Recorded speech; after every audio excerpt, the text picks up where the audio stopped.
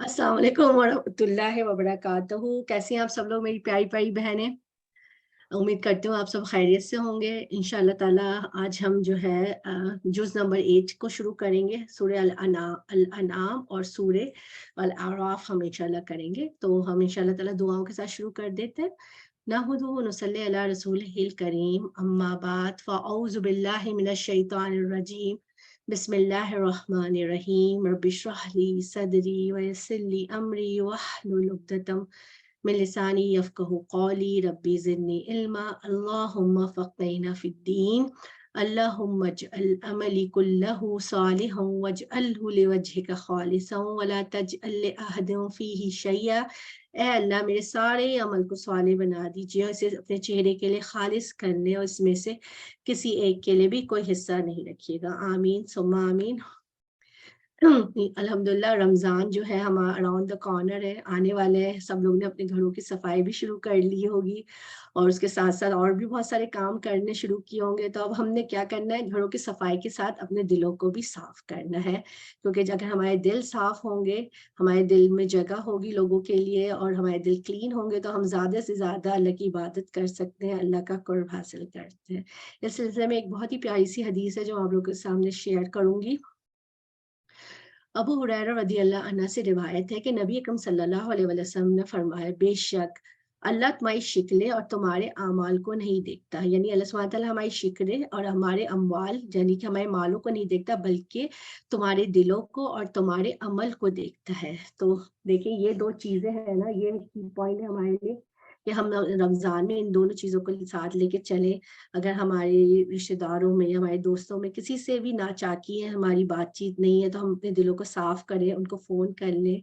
अगर वो हमसे बात नहीं करे तो एक प्यारा-सा उनको मैसेज छोड़ दें रमज़ान की मुबारकबाद का और कोशिश करें कि हर दिन जो है ना अपने दिलों को साफ करते रहें। अगर हमने किसी का दिल दुखाया है या हमारी हमारी ज़ुबान से किसी को तकलीफ़ पहुँची है या किसी ने हमारा दिल दुखाया है या किसी की ज़ुबान से हमारी तकलीफ़ पहुँची है, अब रात को सोने से पहले आप उन्हें उन्हें माफ़ कर दें इंशाअल्लाह ताला। तो हर दफ़ा की तरह इस दफ़ा भी मैंने कुछ एक्शन पॉइंट लिखे हैं। इंशाअल्लाह ताला हम जुज़ 8 को पढ़ने के बाद अपने लिए कुछ अमल की चीज़ें जो हैं वो लिखेंगे। आप लोगों से भी रिक्वेस्ट है कि आप लोग भी अपने लिए की पॉइंट्स लिखें। पूरे दौराए कुरान से गुज़रने के बाद और हर जुज़ से गुज़रने के बाद आप लोगों ने क्या-क्या जो है अपने लिए अपनी ज़िंदगी की पॉइंट लिखे हैं, उस पे अमल करते हुए हमने अपनी ज़िंदगी में क्या-क्या तब्दीलियाँ पैदा की हैं ना।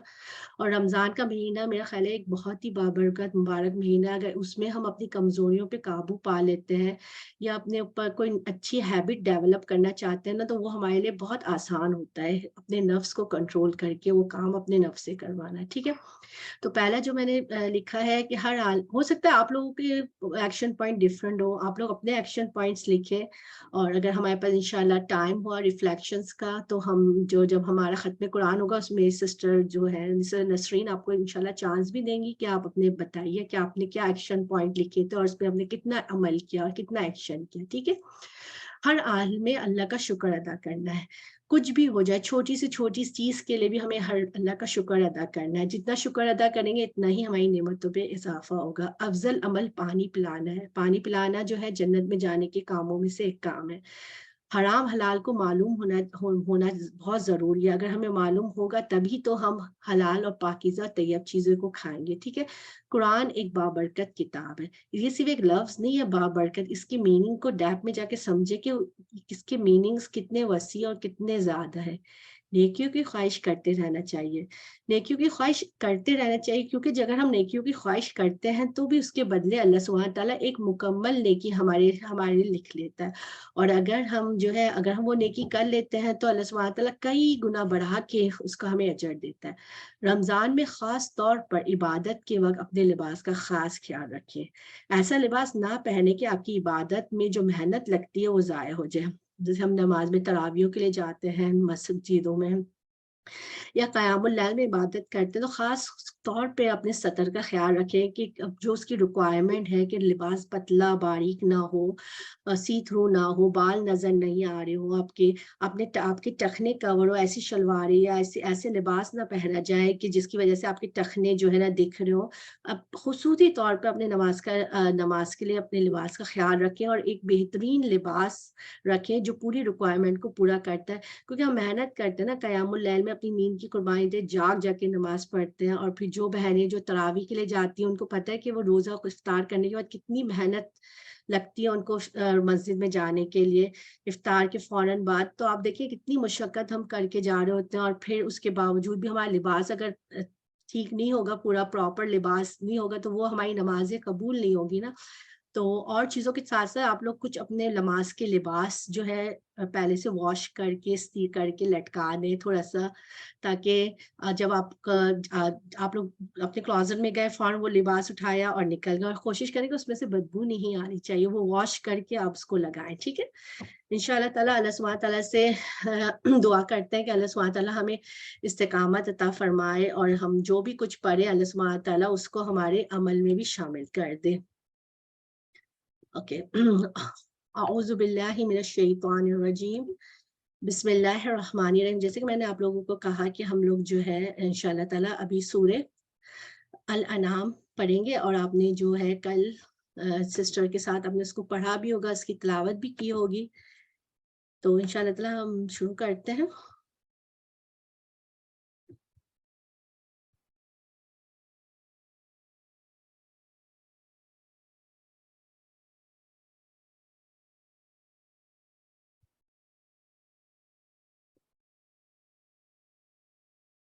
اعوذ باللہ من الشیطان الرجیم، بسم اللہ الرحمن الرحیم، وَلَوْ أَنَّنَا نَزَّلْنَا إِلَيْهِمُ الْمَلَائِكَةَ وَكَلَّمَهُمُ الْمَوْتَ وَحَشَرْنَا عَلَيْهِمْ كُلَّ شَيْءٍ قُبُلًا مَا كَانُوا لِيُؤْمِنُوا إِلَّا أَن يشاء اللہ ولكن اکثرهم یجہلون۔ اور اگر ہم ان کے پاس فرشتوں کو بھیج دیتے اور ان سے مردے باتیں کرنے لگتے، اور ہم تمام موجودات کو ان کے پاس ان کی آنکھوں کے روبرو جمع کر دیتے ہیں، تب بھی یہ لوگ ہرگز ایمان نہ لاتے۔ ہاں اگر اللہ ہی چاہے تو اور باتیں، لیکن ان میں سے زیادہ لوگ جہالت کی باتیں کرتے ہیں۔ جہالت جو ہے انسان کی ہدایت کے راستے میں رکاوٹ بن جاتی ہے، خواہ وہ جذباتی جہالت ہو یا علمی جہالت ہو۔ اس طرح علم آنے کے بعد اپنی خواہشات کی پیروی بھی انسان کو ہدایت کے راستے میں بہت بڑی رکاوٹ بنتی ہے۔ یا اہل مکہ اور آپ کے مخالفین کا ذکر کیا جا رہا ہے جن کا یہی حال تھا۔ اور اسی طرح ہم نے ہر نبی کے دشمن بہت سے شیاطین پیدا کیے تھے، کچھ آدمی اور کچھ جن تھے، یعنی کہ ہمارے ہر نبی اور پیغمبر کے مخالفین جو تھے، آپ ہمیں جیسے کہ ہمیں پتہ ہے بہت زیادہ تھے، جن میں سے بعض کو چکنی چپنی باتوں کا وسوسہ ڈالتے رہتے تھے تاکہ ان کو دھوکے میں ڈال دے۔ اور اگر اللہ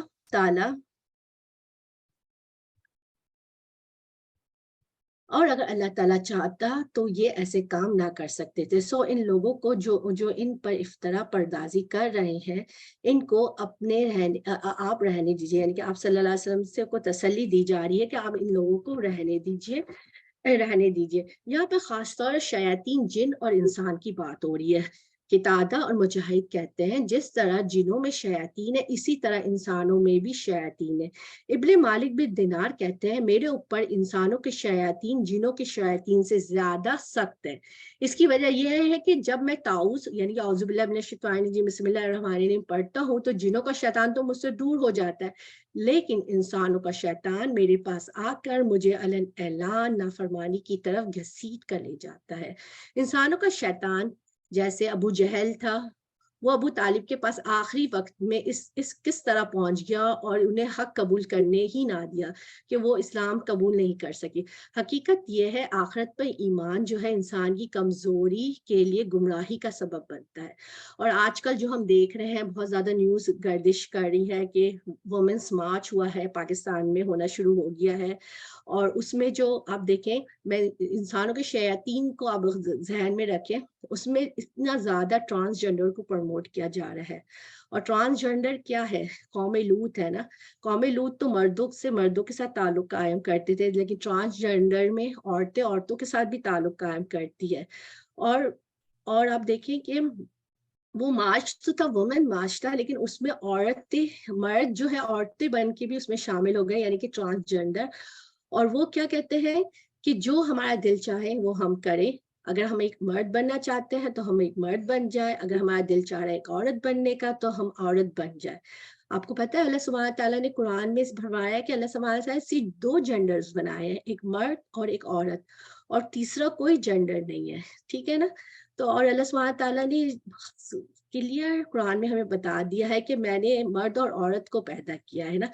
پھر اگر ہم دیکھیں جو انٹرسیکس ہوتے ہیں، جو خواجہ سرا جو ہوتے ہیں، وہ ان کو ہم ٹرانسجنڈر نہیں کہہ سکتے، وہ ان کے اندر وہ ایک ڈس ایبلٹی ہوتی ہے۔ جیسے جب کوئی بچہ پیدا ہوتا ہے تو وہ ڈس ایبل ہوتا ہے نا، کسی کے ہاتھ کام نہیں کر رہے ہوتے ہیں، یا کسی کی کا منہ تھوڑا سا ٹیڑھا ہوا ہوتا ہے، یا جس کے اندر ہارمون، کسی کے دل میں سوراخ ہوتا ہے، یہ ایک نیچرلی ڈیزیز ہوتا ہے نا، پیدائشی طور پہ انسان کے اندر ہوتے ہیں، پھر اس کا علاج کیا جاتا ہے۔ اسی طرح سے ان کے بھی ساتھ اسی طرح کا معاملہ ہوتا ہے، انہیں پتا ہوتا ہے کہ ان میں مرد کون ہے اور عورت کون ہے، مگر سم ٹائم ہارمونز کا ڈس بیلنس کی وجہ سے یا کچھ ڈس ایبلٹی کی وجہ سے ایک انسان مرد تو ہوتا ہے لیکن اس کی آواز عورتوں کی طرح سے ہوتی ہے، وہی نزاکت جو عورتوں والی آ جاتی ہے، یا کوئی ایک عورت ہوتی ہے پیدائشی طور پہ لیکن اس کے اندر کیا ہوتا ہے، مردوں کی طرح سے دہاڑی نکلنا شروع ہو جاتی ہے، اس کی آواز مردوں کی طرح سے ہوتی ہے۔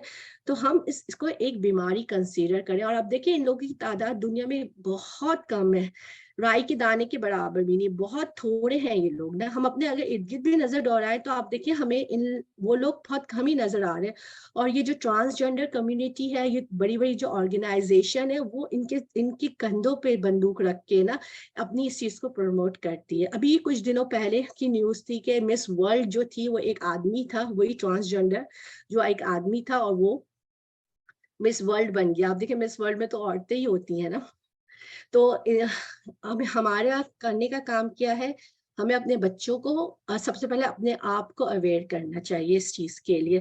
ابھی پاکستان میں ایک ڈرامہ سیریز شروع ہوئی ہے جس کا نام ہے سرے رہا، ٹھیک ہے، اور اس میں بھی انہوں نے ایک ایپیسوڈ میں ٹرانسجنڈرز کو پروموٹ کیا۔ آپ دیکھیں ایک اسلامی ملک ہونے کے باوجود بھی یہ لوگ کس طرح سے ہمارے اندر گھس کے ہمارے اندر گھس گئے، اور ہمارے ڈرامے کو پروموٹ کر رہے ہیں۔ اور جب اگر ڈرامے جو پروموٹ کر رہے ہوتے ہیں، اور جس طرح کے اس میں ڈائلاگس ہوتے ہیں، جیسا میوزک ہوتا ہے، اس سے لوگوں کی سمپیتی انہوں نے حاصل کر لی ہے نا، کہ لوگ نے کہا چلو ٹھیک ہے، ان کو بھی ان کے حقوق ملنے چاہیے۔ اور آپ کو پتہ ہے ایمان کا سب سے نچلا درجہ کیا ہے؟ ایمان کا سب سے نچلا درجہ یہ ہے کہ آپ اس برائی کو ایٹ لیسٹ دل سے تو برا جانیں۔ اور آج ہونے کیا لگا ہے، ہمارے بچے ان کے لیے سمپیتی رکھتے ہیں، ان سے کہتے ہیں بیچارے، ان کو بھی ان کے رائٹس ملنے چاہیے۔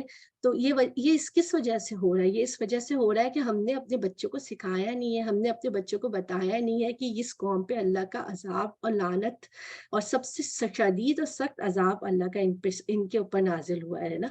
تو آگے چلتے ہیں، اور تاکہ ان کی طرف ان لوگوں کے قلوب مائل ہو جائیں جو آخرت پر یقین نہیں رکھتے، تاکہ ان کو پسند کر لیں، تاکہ مرتکب ہو جائے ان امور کے جن کے وہ مرتکب ہوتے تھے۔ 113 ہے، آیت نمبر 114 کی طرف ہم چلتے ہیں۔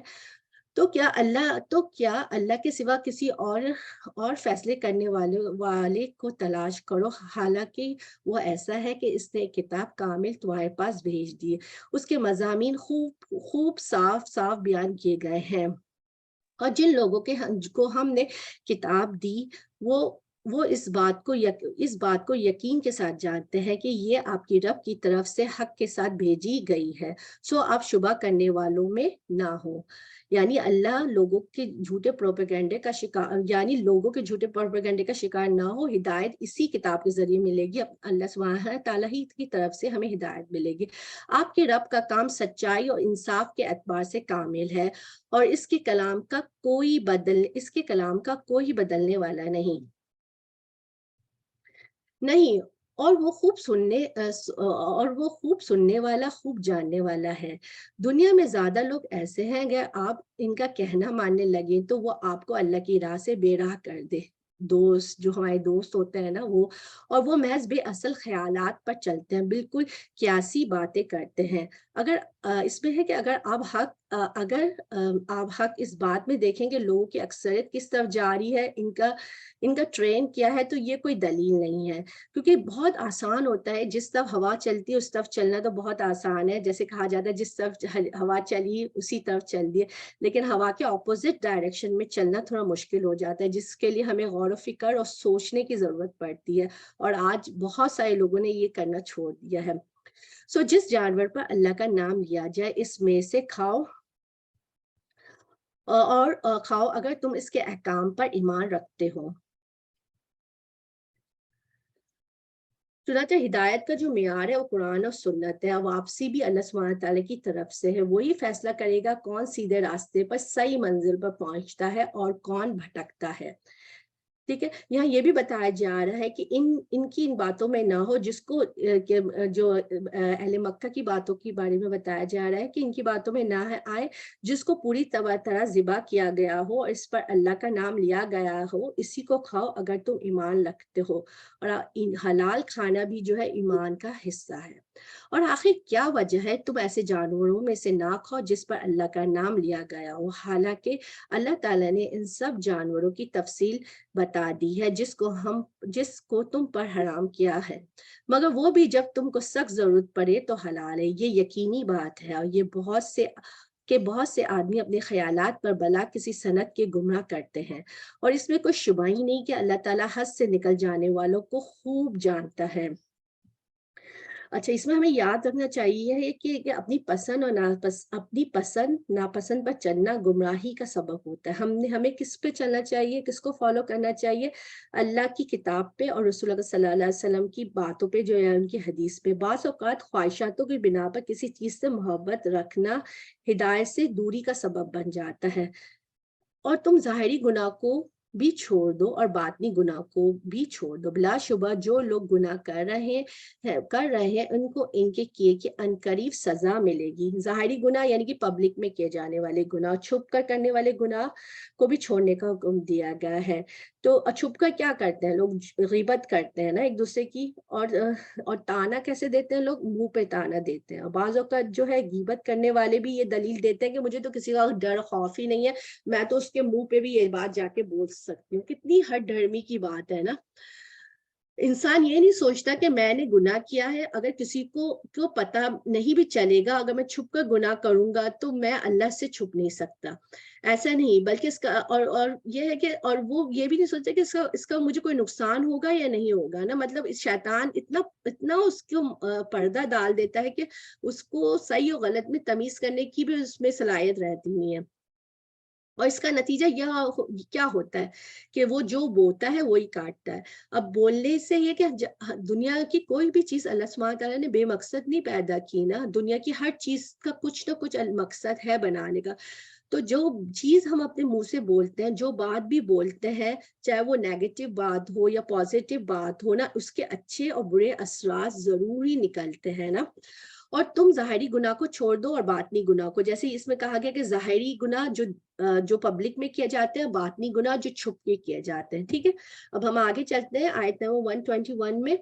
اور ایسے جانوروں میں سے مت کھاؤ جس پر اللہ کا نام نہ لیا گیا ہو، یہ کام نافرمانی کا ہے. یقیناً شیطان اپنے دوستوں کے دل میں ڈالتا ہے تاکہ یہ تم سے جدل کرے، یعنی کہ جنگ کرے. اگر تم ان لوگوں کی اطاعت کرنے لگو گے تو یقیناً تم مشرک ہو جاؤ گے.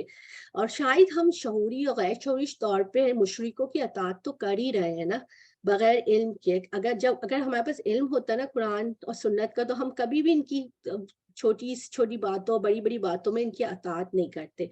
रसूल अकरम सल्लल्लाहु अलैहि वसल्लम ने फरमाया, जो चीज खून बहा दे, इस पर अल्लाह का नाम लिया गया हो तो उसे खाओ, और जिस खाने पर अल्लाह का नाम ना लिया जाए, बुतों का नाम लिया जाए या गैर अल्लाह का नाम लिया जाए, तो वो इब्लीस का रिस्क होता है, यानी कि शैतान का रिस्क होता है।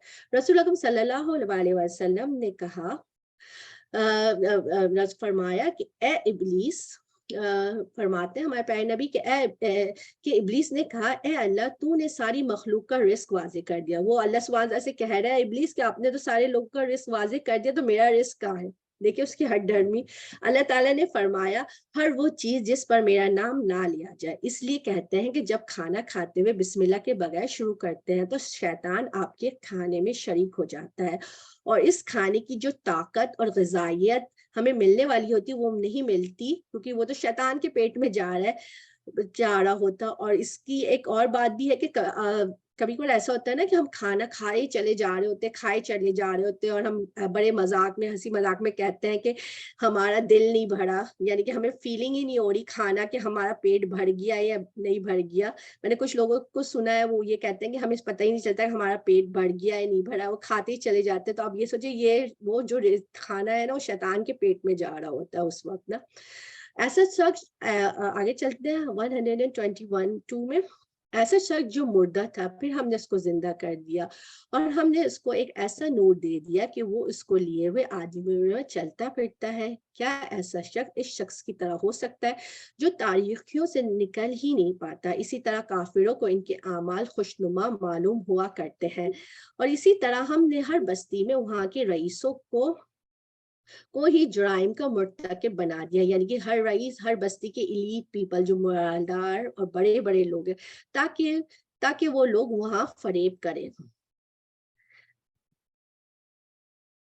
और वो लोग अपने ही साथ फरेब कर रहे हैं, इनको जरा खबर नहीं।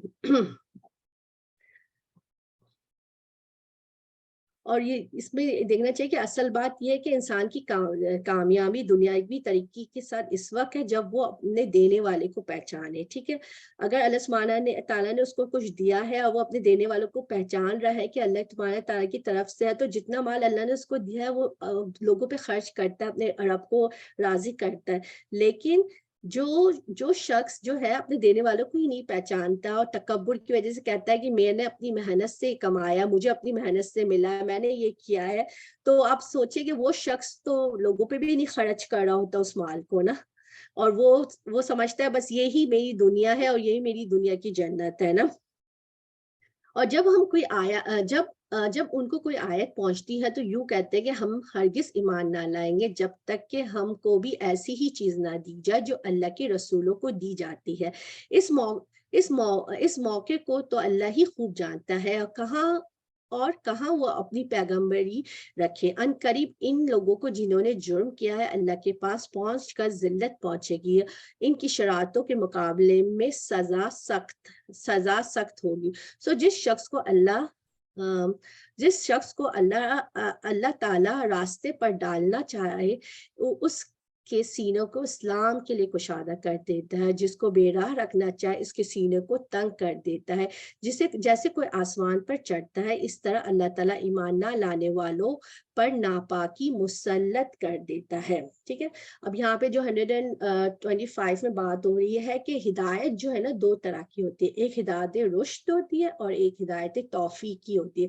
हिदायत रुश्द जो होती है वो इल्म की शक्ल में, कायनात की निशानियों की शक्ल में है, और ये सब इंसानों के लिए बराबर। लेकिन बहुत से लोग इस हिदायत को देखने के बावजूद, पढ़ने के बावजूद और सुनने के बावजूद, जानने के बावजूद भी इस पर अमल नहीं करते, क्योंकि कि इन्हें तौफीक नहीं होती। जैसे इब्राहिम अलैहिस्सलाम थे ना, उन्होंने कायनात की निशानियों को देख कर अपने रब को पहचाना ना।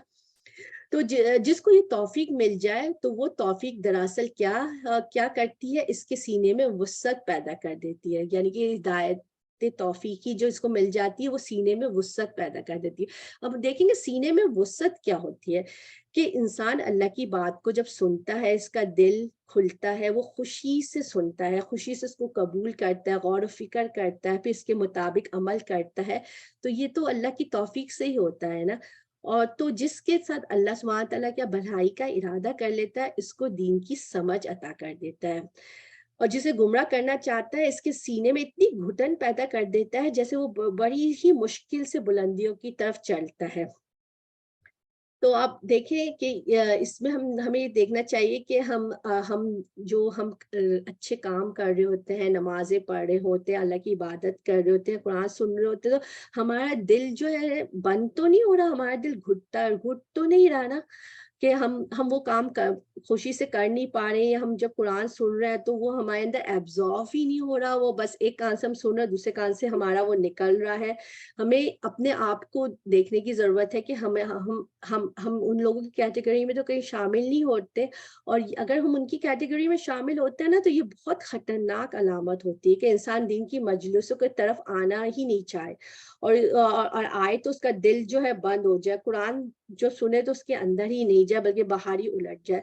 और तो इसके लिए हमें इतनी प्यारी सी अल्लाह सुब्हानहू व तआला ने दुआ सिखाई है, और ये दुआ मुझे लगता है सभी को ही आती है, रब्बि इश्रह ली सदरी व यस्सिर ली अमरी वहलुल उक़दतम मिन लिसानी यफ़क़हू क़ौली। और हम इस दुआ को पढ़ते हैं, हम कहते हैं कि प्रॉफेट मूसा अलैहि सलाम फ़िरौन के दरबार में गए तो उन्होंने ये दुआ पढ़ी कि वो एक बहुत बड़ा ज़ालिम बादशाह था, तो उसके सामने उनको तबलीग करनी थी, बयान करना था, इस वजह से उन्होंने ये दुआ पढ़ी, तो अल्लाह सुब्हानहू व तआला ने इसकी मदद की। लेकिन आप सोचिए इसकी डेप्थ क्या है दुआ की। मूसा अलैहि सलाम ने सीने की वुसअत मांगी ताकि ये सारी बातें अंदर जब्स हो जाए, बिल्कुल अंदर जब्स हो जाए। हमारे जैसे एक स्पंज के नीचे हम पानी रखते हैं, पूरा स्पंज पानी को जब्स कर लेता है, बिल्कुल वो सारी बातें हमारे दिल में जब्स हो जाए, और जब वो अंदर हमारे जब्स हो जाएंगी ना बातें, तो हमारे लिए अमल करना बहुत ज्यादा आसान हो जाएगा, ना कि खुद अमल करना, बल्कि अपने इर्द गिर्द के लोगों, अपने बच्चों को, अपनी फैमिली को इस पे अमल करवाना हमारे लिए बहुत ज्यादा आसान हो जाएगा ना। तो अब हम जब भी ये दुआ मांगेंगे ना, बिल्कुल शऊरी तौर पे हम अल्लाह सुब्हानहू व तआला से इसकी दुआ मांगेंगे, अल्लाह सुब्हानहू व तआला हमें दिलों की वुसअत अता फरमाए।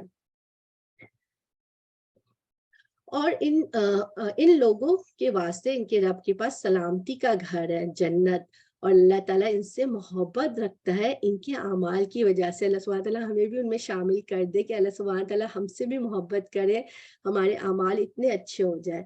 और जिस वक़्त अल्लाह ताला तमाम खलाइक को जमा करेगा और कहेगा, ए जमाते जिन की तुमने इंसानों में से बहुत से अपना लिए हैं, जो इंसान इसके साथ ताल्लुक रखने वाले थे, वो कहेंगे, ए हमारे परवरदिगार, हम में एक ने दूसरे से फायदा हासिल किया था, हम अपनी इस मईन मियाद तक पहुंचे जो तूने हमारे लिए मईन फरमाई है। अल्लाह फरमाएगा, तुम सबका ठिकाना दोज़ख है जिसमें हमेशा रहोगे। हाँ, अगर अल्लाह ही को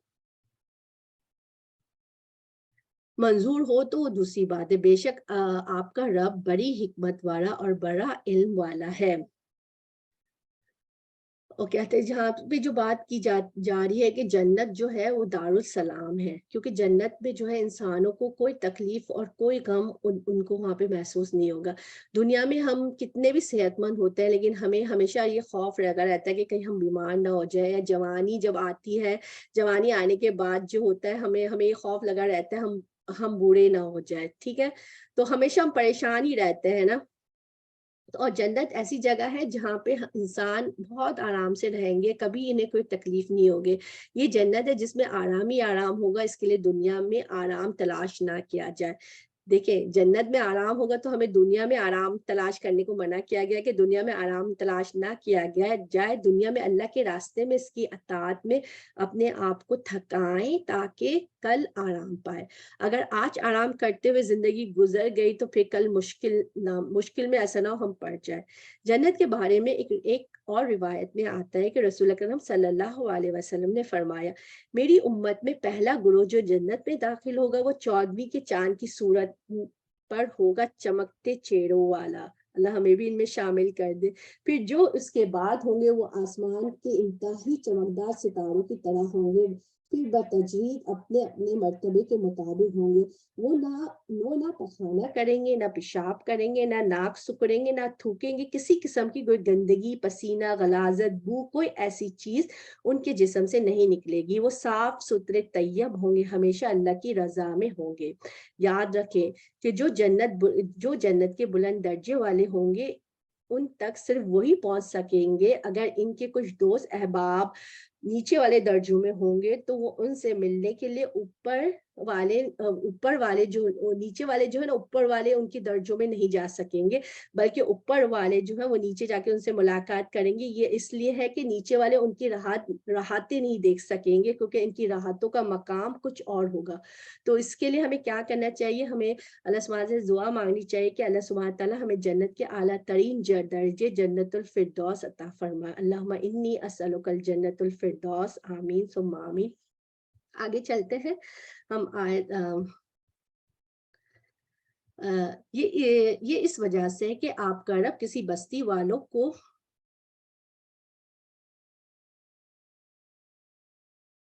इनके कुफर के सबब ऐसी हालात में हलाक नहीं करता कि इस बस्ती के रहने वाले बेखबर हों। यानी देखिए, अल्लाह की रहमत है कि अल्लाह सुब्हान तआला ने, अगर कोई गुमराह होते हैं ना लोग, तो अल्लाह सुब्हान तआला पहले उनकी हिदायत का जरूर सामान करता है, उसके बाद उन लोगों को पनिश करता है।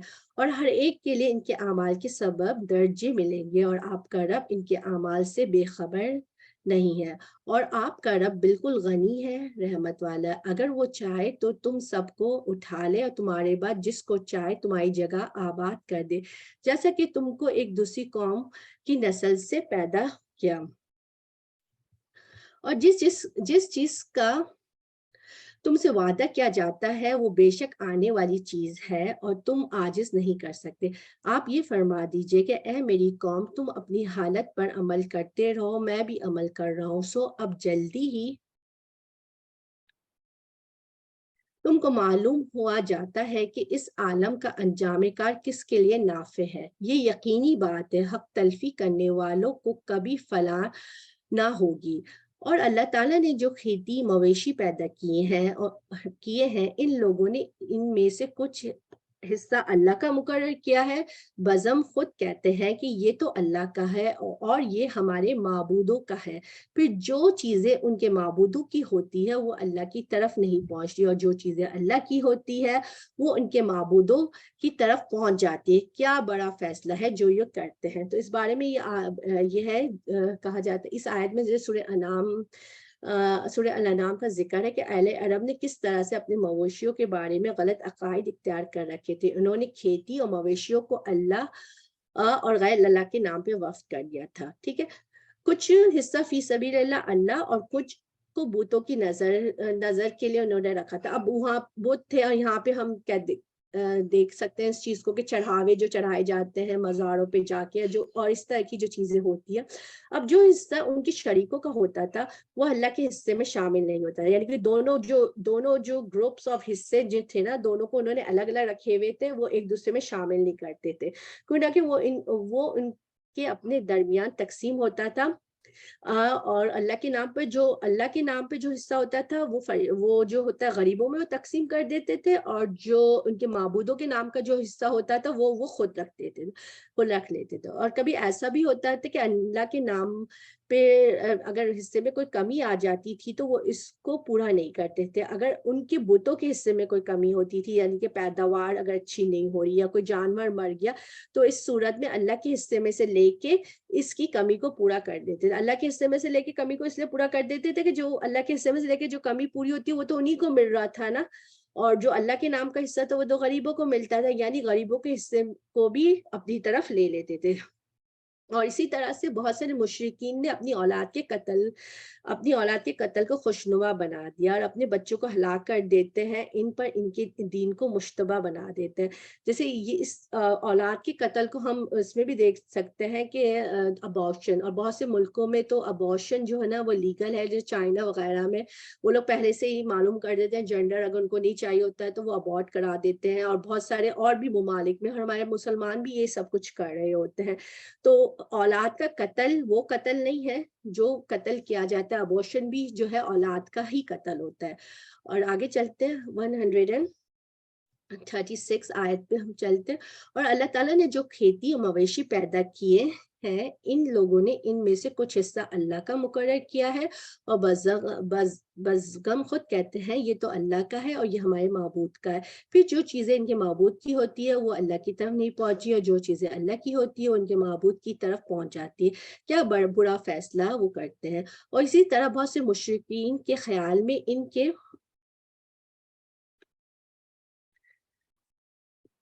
इनके माबूदों ने इनकी औलाद के कत्ल करने को मुस्तहसन बना रखा है ताकि वो इनको बर्बाद कर दे, ताकि इनके दीन को इन पर मुश्तबा कर दे। और अगर अल्लाह को मंजूर होता तो वो ये ऐसा काम ना करते। तो आप इनको और जो कुछ ये गलत बातें बना रहे हैं यूं ही रहने दीजिए। और वो अपने ख्याल पर ये भी कहते हैं कि ये कुछ मवेशी और खेत हैं जिनका इस्तेमाल हर शख्स को जायज नहीं, इनको कोई नहीं खा सकता सिवाय इनके जिनको हम चाहें। और मवेशी है जिस पर सवार या बारबरदारी हराम कर दी गई है। कुछ मवेशी है जिन पर लोग अल्लाह का नाम नहीं लेते, महज अल्लाह पर इफ्तरा बहाने के तौर पर। अभी अल्लाह ताला ने इनको इनकी इफ्तरा की सजा दिए देता है। यानी कि हज के मौके पे भी वो कुछ कहते थे कि मवेशियों पे जो है वो मवेशियों को इस्तेमाल नहीं करते थे ट्रैवल्स के लिए, सफर करने के लिए। और वो कहते हैं कि जो चीजें मवेशी के पेट में है वो खालिस हमारे मर्दों के लिए है, हमारी औरतों पर हराम है। अगर वो मर्द है तो इसमें सब बराबर, अगर वो मुर्दा है यानी कि मरा हुआ है तो इसमें सब बराबर है।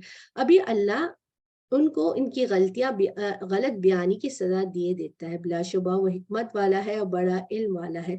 वाकई खराबी में पड़ गए वो लोग जिन्होंने अपनी औलाद को महज बड़ा हिमाकत भला किसी सनत के कत्ल कर डाला। जो चीजें इनको अल्लाह ने खाने पीने को दी थी इनको हराम कर लिया महज अल्लाह पर इफ्तरा बहाने के तौर पर। बेशक ये लोग गुमराही में पड़ गए हैं और कभी राह रास्त पर चालने वाले नहीं होते। किसमें पड़ गए हैं? गुमराही में पड़ गए। खुद साख्ता तरीकों से अल्लाह को राजी नहीं किया जा सकता। मन गढ़ंत बातें बनाए हुए तरीकों को दीन नहीं कहा जा सकता। बाज लोग जैसे मन गढ़ंत बातें अपनी बना के उसको दीन का नाम दे देते हैं, जैसे कि बिद्दात।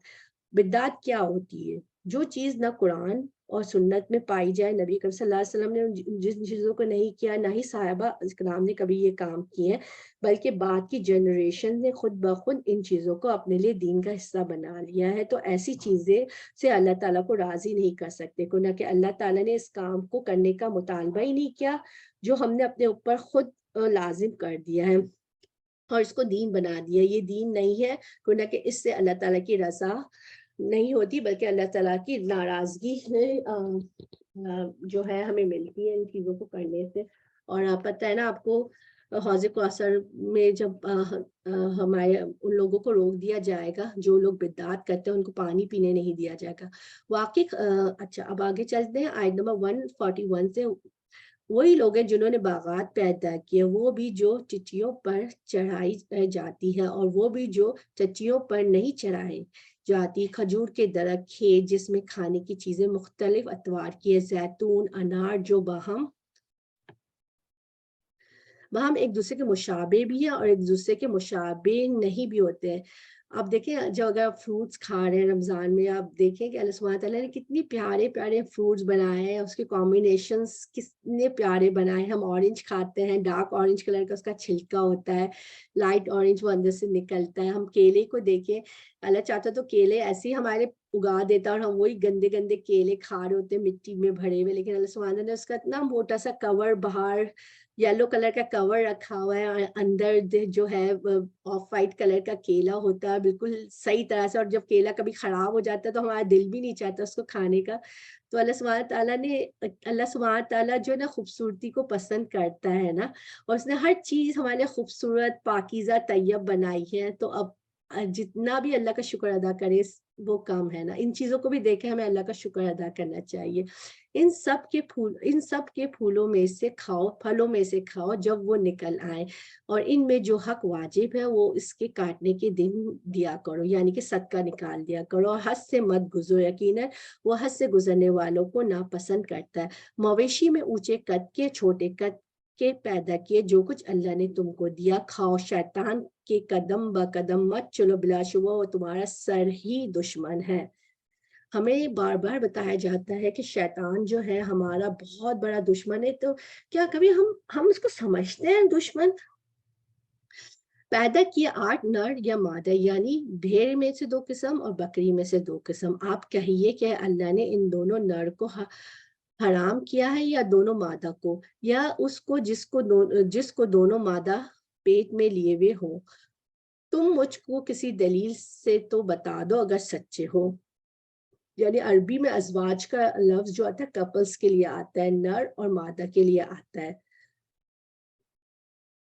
اور اسپاؤس کا جو لفظ ہوتا ہے نا وہ الگ الگ، زوج کا جو لفظ ہے الگ الگ اسپاؤس کے لیے بھی آتا ہے۔ اونٹ میں سے 2 قسم، گائے میں سے 2 قسم۔ آپ کہیے کہ کیا اللہ تعالیٰ نے ان دونوں نر کو حرام کیا ہے یا دونوں مادہ کو، یا اس کو جس کو دونوں مادہ پیٹ میں لیے ہوئے ہوں؟ کیا تم حاضر تھے جس وقت اللہ تعالیٰ نے تم کو اس کا حکم دیا؟ تو اس سے زیادہ ظالم کون ہوگا جو اللہ تعالیٰ پہ بلا دلیل جھوٹی تہمت لگائے تاکہ لوگوں کو گمراہ کر دے۔ یقیناً اللہ تعالیٰ ظالم لوگوں کو راستہ نہیں دکھاتا۔ آپ کہہ دیجئے اس سے جسے یہ کہا جا رہا ہے کہ اللہ تعالیٰ ظالم لوگوں کو راستہ نہیں دکھایا جاتا، کہ سب سے بڑا ظلم اور جرم یہ ہے کہ انسان علم کے بغیر کسی کو کچھ بتائے نا، صرف اپنی بڑائی جتانے کے لیے۔ اگر ہمیں کوئی بات معلوم نہیں ہے، کوئی ہم سے کوئی بات پوچھ رہا ہے تو ہمیں اسے کہنے دینا چاہیے لا ادری، یعنی مجھے معلوم نہیں ہے، یا میں ریسرچ کر کے آپ کو بعد میں بتا دوں گا، اس میں کوئی برائی نہیں ہے۔ آپ کہہ دیجئے جو کچھ احکام بذریعہ وہی میرے پاس آئے ہیں، ان میں تو میں کوئی حرام نہیں پاتا کسی کھانے والے کے لیے جو اس کو کھائے، مگر یہ کہ وہ مردار ہو یا کہ بہتا ہوا خون ہو یا خنزیر کا گوشت ہو، کیوں نہ کہ وہ بالکل ناپاک ہے، یا جو شرک کا ذریعہ ہو، غیر اللہ کے لیے نامزد کر دیا گیا ہو۔ پھر جو شخص مجبور ہو بشرطے کہ نہ تو طلب لذت ہو نہ تجاوز کرنے والا ہو، تو واقعی آپ کا رب غفور الرحیم ہے۔ اور یہودیوں پر ہم نے تمام ناخن والے جانور حرام کر دیے تھے، اور گائے بکری میں سے ان دونوں کی چربیاں ان پر ہم نے حرام کر دی تھی، مگر وہ جو ان کی پشت پر یا آنٹڑیوں پر لگی ہو، یا جو ہڈی سے ملی ہوئی ہو، ان کی شرارت کے سبب ہم نے ان کو یہ سزا دی تھی۔ یہ اللہ سبحانہ تعالیٰ نے جو چیزیں ان پر حرام کی تھی نا، ان کی شرارت کے سبب ان کو یہ ساری چیزیں اللہ سبحانہ تعالیٰ نے حرام کر دی تھی۔ تو آپ دیکھیں ان کی زندگی کتنی زیادہ مشکل ہو گئی نا، کہ وہ جو آنٹیوں میں لگی ہوئی ہو، جو ہڈیوں سے ملی ہوئی ہو، مطلب یہ اگر ہم بھی ہر چیز میں جو مین میخ نکالنا شروع کر دیں، ہر چیز کے بارے میں ہم اس طرح سے کریں کہ یہ چیز نہیں کھانی چاہیے، یعنی اپنی طرف سے جیسے بعض لوگ بولنا شروع کر دیتے ہیں، تو یہ بھی ایک بہت غلط بات ہے جو ہمیں نہیں کرنی چاہیے، اور ہم یقیناً سچے ہیں۔ پھر اگر یہ آپ کو کاذب کہے تو آپ فرما دیجئے کہ تمہارا رب بڑی وسعت رحمت والا ہے، اس کا عذاب مجرم لوگوں سے نہ ٹلے گا۔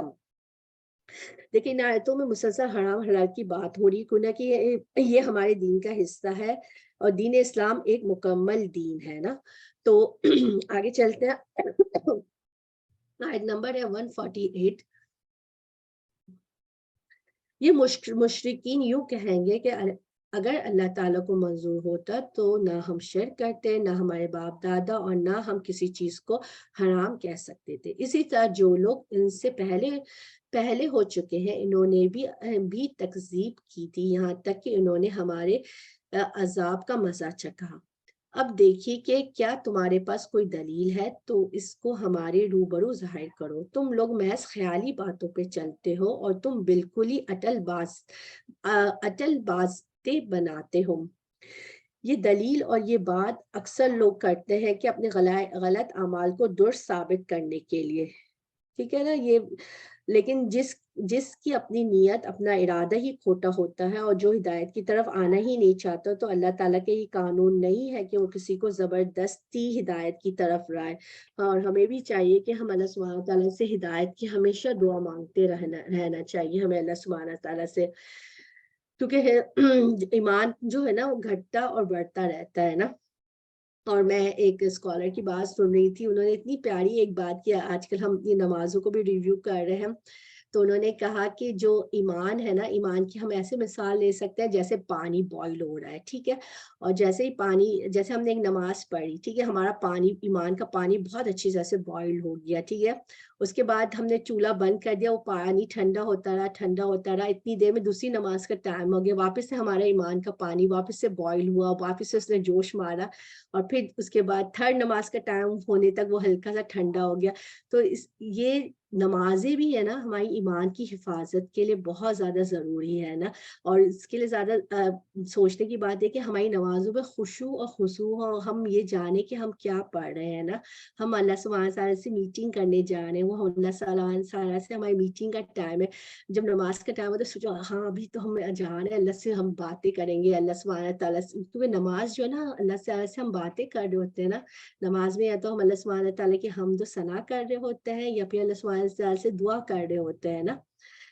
انشاء اللہ تعالیٰ آگے چلتے ہیں۔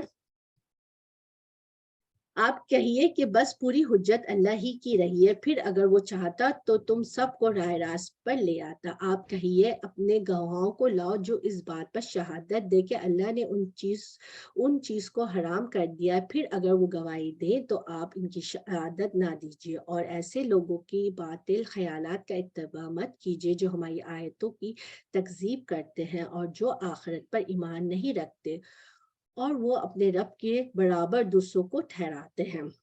151 آیت کی طرف ہم چلیں گے انشاءاللہ تعالیٰ۔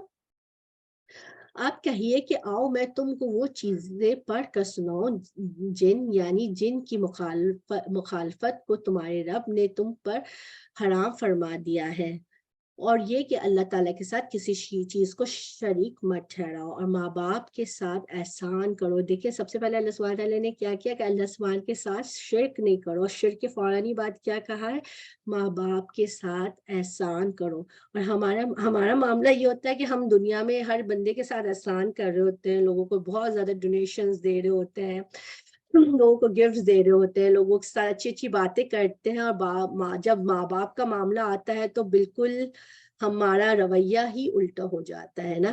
اور اپنی اولاد کو، اور اس کے بعد کہا گیا ہے اپنی اولاد کو افلاس کے سبب قتل مت کرو، یعنی افلاس کی وجہ سے اپنی اولاد کو قتل نہ کرو۔ اللہ سبحانہ تعالیٰ نے ہر انسان کا رزق اس کے لیے مقرر کر دیا ہے، رزق انسان سے ایسا چمٹتا ہے جیسے موت چمٹتی ہے، اگر انسان بھاگنا بھی چاہے نا، اگر اللہ نے جو رزق کے لیے مقرر کیا ہے وہ اس کو رزق مل کے ہی رہتا ہے۔ اور ہم دنیا میں سب سے زیادہ فکر کس کی کر رہے ہوتے ہیں؟ رزق کی کر رہے ہوتے ہیں نا، جو چیز اللہ نے اپنے ہاتھ میں لے لیا ہم بس انسان بس اسی کی فکر کر رہے ہوتے ہیں، اور وہ سمجھ رہے ہوتے ہیں کہ بس یہ ہمارے ہاتھ میں، ہاں کوشش تو ہمیں کرنی چاہیے لیکن اپنے آپ کو ہلکان نہیں کرے اس کی فکر کر کر کے نا۔ ہم تم کو ان کو رزق دیتے ہیں، اور بے حیائی کے جتنے طریقے ہیں ان کے پاس بھی مت جاؤ، خواہ وہ اعلانیہ ہو اور خواہ پوشیدہ ہو، اور جن کا خون کرنا اللہ سبحانہ تعالیٰ نے حرام کر دیا ہے ان کو قتل مت کرو مگر حق کے ساتھ، ان کا تم کو تاکیدی حکم دیا ہے تاکہ تم سمجھو۔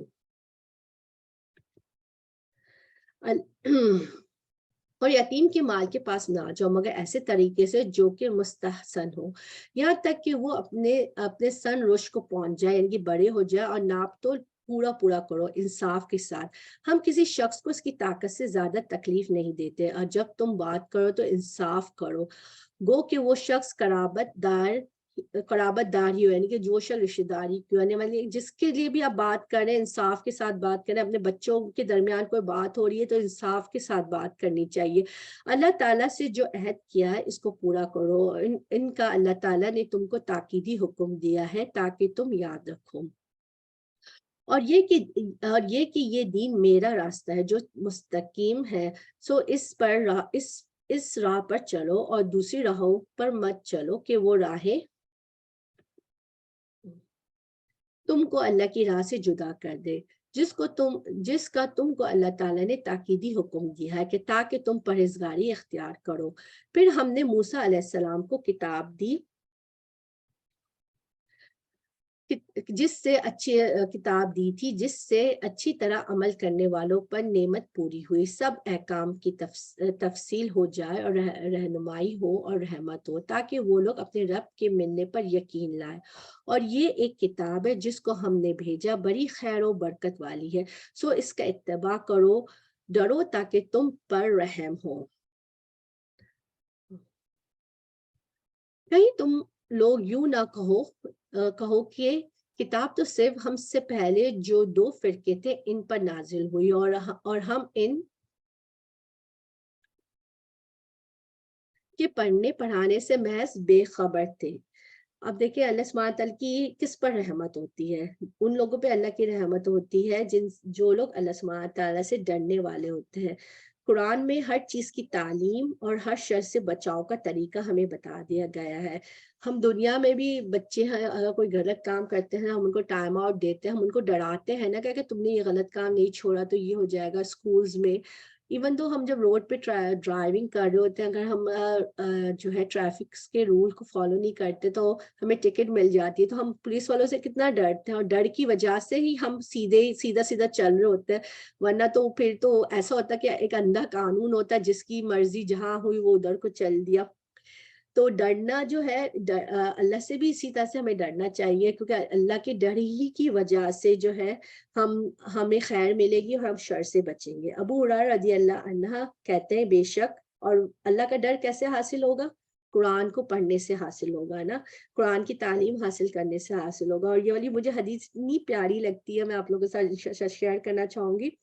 ابو ہریرہ رضی اللہ عنہ کہتے ہیں کہ بے شک قرآن پڑھنے کی وجہ سے گھر اپنے رہنے والوں کے لیے کشادہ ہو جاتا ہے. ہم سب کو پسند ہے نا ہمارے بڑے بڑے سے گھر ہو, تو جب ہم قرآن پڑھتے ہیں نا ہمارے گھر جو نہ ہوتے ہیں کشادہ ہو جاتے ہیں, یعنی دلوں میں بھی وسعت آ جاتی ہے اور ایک دوسرے کو برداشت کرنے کی توفیق ہو جاتی ہے. کتنی پیاری بات ہے نا. اس میں فرشتے حاضر ہوتے ہیں, ایک تو ہمارے گھر بڑے ہو جاتے ہیں, کشادہ ہو جاتے ہیں, ہمارے دلوں میں وسعت ہوتی ہے, ہم ایک دوسرے کو برداشت کرتے ہیں, اور اس میں پھر کیا ہوتا ہے فرشتے حاضر ہوتے ہیں, فرشتے آتے رہتے ہیں. ہمارے گیسٹ کون ہوتے ہیں؟ فرشتے ہوتے ہیں. جب انسان تلاوت کرتا ہے, پڑھتا ہے, سمجھتا ہے تو فرشتے آتے ہیں. شیاطین اور جو فرشتے آتے ہیں جب ہم قرآن پڑھتے ہیں نا, تو بہت سارے ایسے فرشتے ہوتے ہیں جو سن نہیں سکتے, وہ بھی ہمارے پاس آ کے بیٹھ جاتے ہیں. شیاطین اور جس گھر میں جو قرآن پڑھا جاتا ہے شیاطین اس گھر کو چھوڑ دیتے ہیں, یعنی کہ وہ بھاگ جاتے ہیں, کیوں کہ انہیں یہ سب کچھ بہت ہی زیادہ برا لگتا ہے جو اس گھر میں ہو رہا ہوتا ہے, اور اس گھر کی خیر و برکت اور بڑھ جاتی ہے. ٹھیک ہے, بہت زیادہ اس گھر میں خیر و برکت ہے, چاہے وہ چھوٹا سا ہی گھر کیوں نہ. اور قرآن نہ پڑھنے کی وجہ سے گھر اپنے رہنے والوں کے لیے تنگ ہو جاتا ہے, خواہ ان کے پاس کتنا بڑا محل ہی کیوں نہ ہو. فرشتے اس گھر کو چھوڑ دیتے, شیاطین اس گھر میں بسیرا کر دیتے ہیں, اور اس کی خیر و برکت کم ہو جاتی ہے. تو اب ہم نے ایک اپنا ٹارگٹ بنانا ہے, اس رمضان میں ہم نے قرآن پڑھنا ہے, اپنے گھر والوں کو بھی تلقین کرنی ہے, اور ایک کوشش کریں کہ ایک پورے دن میں کوئی ایک ٹائم بنائے کہ پورے گھر والے بیٹھ کے قرآن پڑھیں. بے شک ایک آیت ہی سب لوگ پڑھیں, ایک آیت آپ پڑھیں, ایک آیت آپ کے ہسبینڈ پڑھیں, ایک آیت آپ کے بچہ پڑھے, ایک گروپ میں 4-5 آیتیں پڑھیں, اور اس کی میننگس کو آپ لوگ ساتھ پڑھیں. اور آپ لوگ جو ہے تو اس سے ایک ہوتا ہے کہ ایک باہمی باؤنڈنگ آپ لوگوں کے ہمارے درمیان ہوگی. اور دیکھیں اور قرآن پڑھنے کی وجہ سے اتنی ساری جو رحمتیں جس حدیث میں ہم نے پڑھی ہے وہ سب بھی ہمیں حاصل ہوں گی. اوکے, آگے چلتے ہیں. یا یوں نہ کہو کہ اگر ہم پر کوئی کتاب نازل ہوتی تو ہم اس سے بھی زیادہ راہ راست پر ہوتے. سو اب تمہارے رب کے پاس ایک کتاب واضح اور رہنمائی کا ذریعہ اور رحمت آ چکی ہے. اب اس شخص سے زیادہ ظالم کون ہوگا جو ہماری ان آیتوں کو جھوٹا بتائے اور اس سے روکے. ہم جلدی ہی ان لوگوں کو جو کہ ہماری آیتوں سے روکتے ہیں ان کے اس روکنے کے سبب سخت سزا دیں گے. کیا یہ لوگ صرف اس امر کے منتظر ہیں کہ اللہ کے پاس فرشتے آئے, یا ان کے پاس آپ کا رب آئے, یا آپ کے رب کی کوئی بڑی نشانی ہے؟ جس روز آپ کے رب کہ کوئی بڑی نشانی آپ پہنچے گی, کسی ایسے شخص کا ایمان اس کے کام نہ آئے گا جو پہلے سے ایمان نہیں رکھتا, یا اس نے اپنے ایمان میں کوئی نیک عمل نہ کیا ہو. آپ فرما دیجئے کہ تم منتظر رہو, ہم بھی منتظر ہیں. بے شک جن لوگوں نے اپنے دین کو جدا جدا کر دیا, گروہ بن گئے, آپ کا ان سے کوئی تعلق نہیں, بس ان کا معاملہ اللہ کے حوالے ہے, پھر ان کا کیا ہوا جتلا دیں گے. اور جو شخص نیک کام کرے گا جو شخص نیک کام کرے گا اس کو اس کے 10 گنا ملیں گے, اور جو شخص برا کام کرے گا اس کو اس کے برابر ہی سزا ملے گی. ان لوگوں پر ظلم نہ ہوگا. مجھے یہ والی آیت مجھے اتنی پیاری لگتی ہے، اور جو اللہ کی صفت ہے غفور الرحیم، وہ اتنا میں اس کو دل سے محسوس کرتی ہوں. آپ دیکھیں ابن عباس کہتے ہیں، اور یہ ایک حدیث قدسی ہے نا، کہ جس شخص نے نیکی کا ارادہ کیا، ٹھیک ہے، کوئی شخص نیکی کا ارادہ کرتا ہے، نہ کر سکا، تو اللہ نے اس کے لیے ایک مکمل نیکی لکھ دی، کیونکہ اس نے نیکی کا ارادہ کیا تھا. اور اس کے بعد جب وہ شخص عمل کر لیتا ہے تو اللہ سبحانہ تعالیٰ اپنے پاس سے اس کو 10 اور 10 سے زیادہ 700 اور 700 سے بھی کہیں گنا بڑھا کر اس کو نیکیاں دیتے ہیں جب وہ کام کر لیتا ہے.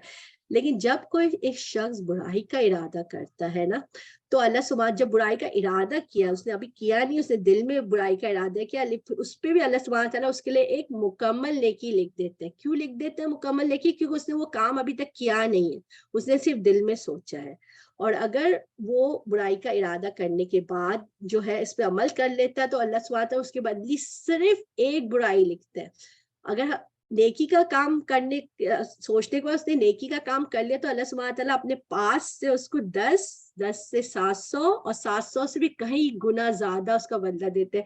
لیکن جب وہ شخص برائی کا ارادہ کرتا ہے تو اس کو ایک نیکی دیتے ہیں، لیکن جب وہ برائی کا ارادہ کرنے کے بعد برائی کرتا ہے تو اس کی ایک برائی لکھی جاتی ہے. سوچتے ہمارا رب کتنا غفور الرحیم ہے. اللہ تو چاہتا ہے کہ ہمیں جنت میں جانے کے لیے ہم وہ کام کریں جس سے ہم آسانی سے جنت میں چلے جائیں.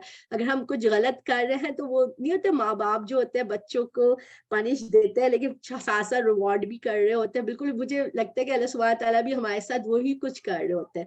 اور فرما دیجئے بال یقین میری نمازیں، میری عبادات، میرا جینا، میرا مرنا سب خالص اللہ ہی کا ہے جو سارے جہانوں کا مالک ہے.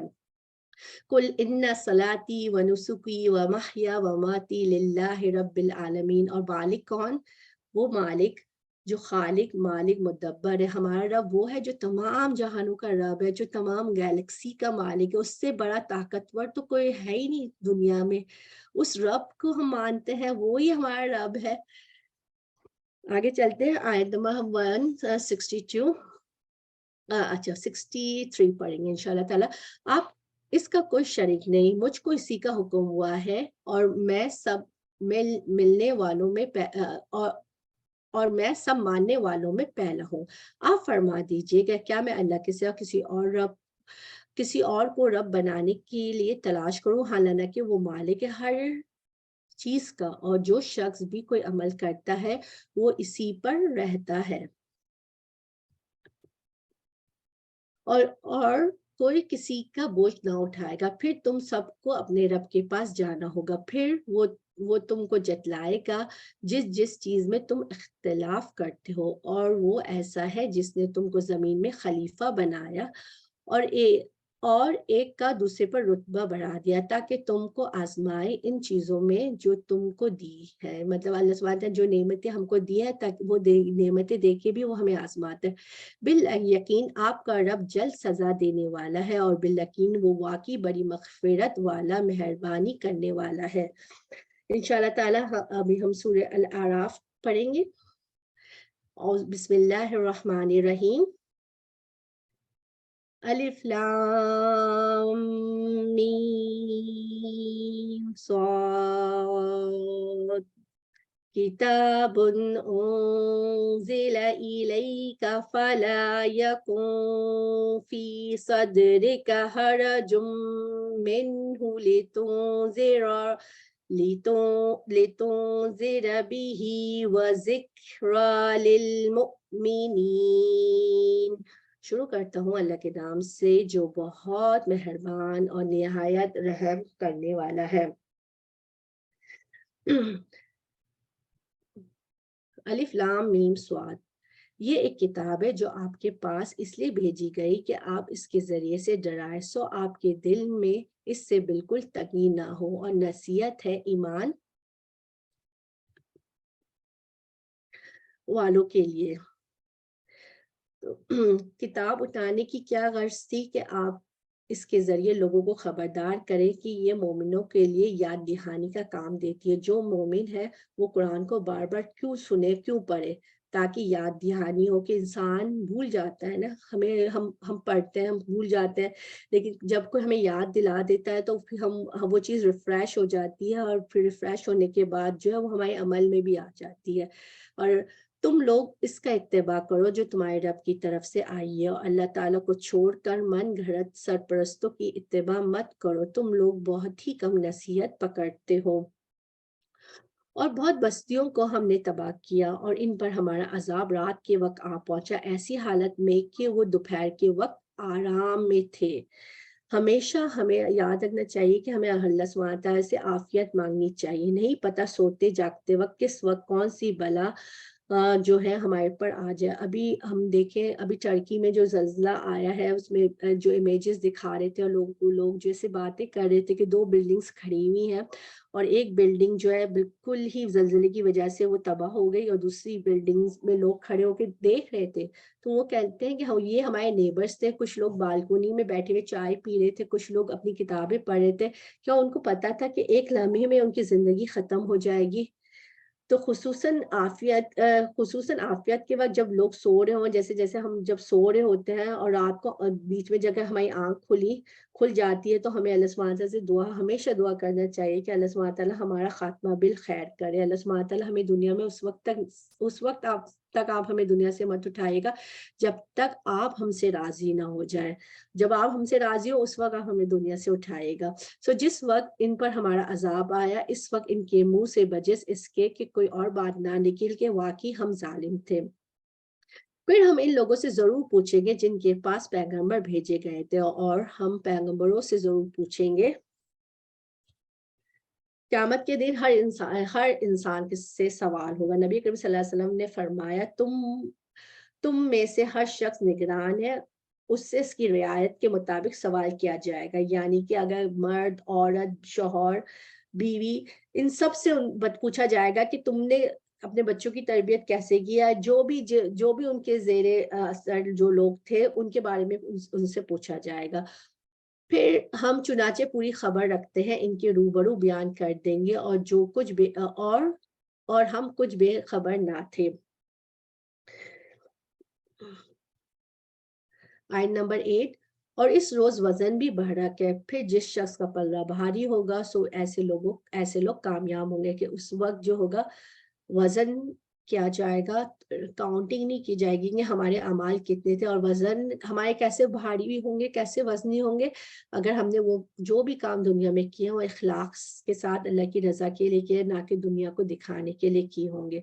और जिस शख्स का पल्ला हल्का होगा सो ये लोग होंगे जिन्होंने अपना नुकसान कर लिया है, सबब इसके कि हमारी आयतों के साथ जुल्म करते थे।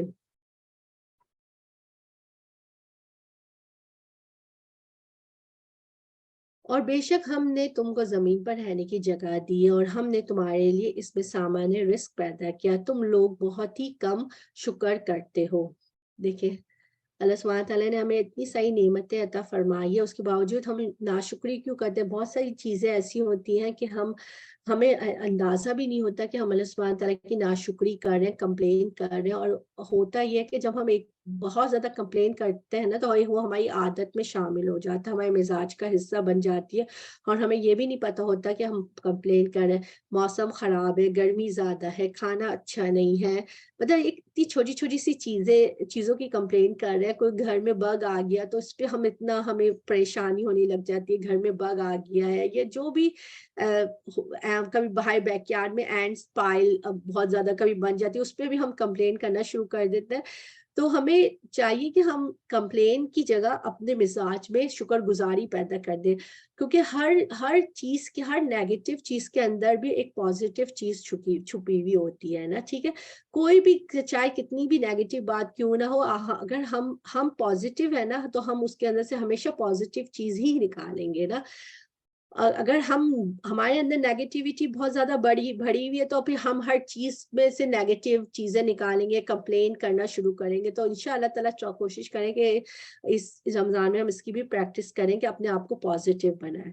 और हमने तुमको पैदा किया, अच्छा बेशक बेशक हमने तुमको जमीन में रहने की जगह दी और हमने तुम्हारे लिए इसमें सामान्य रिस्क पैदा किया, तुम लोग बहुत कम ही शुक्र करते हो। और हमने तुमको पैदा किया, फिर हम ही तुम्हारी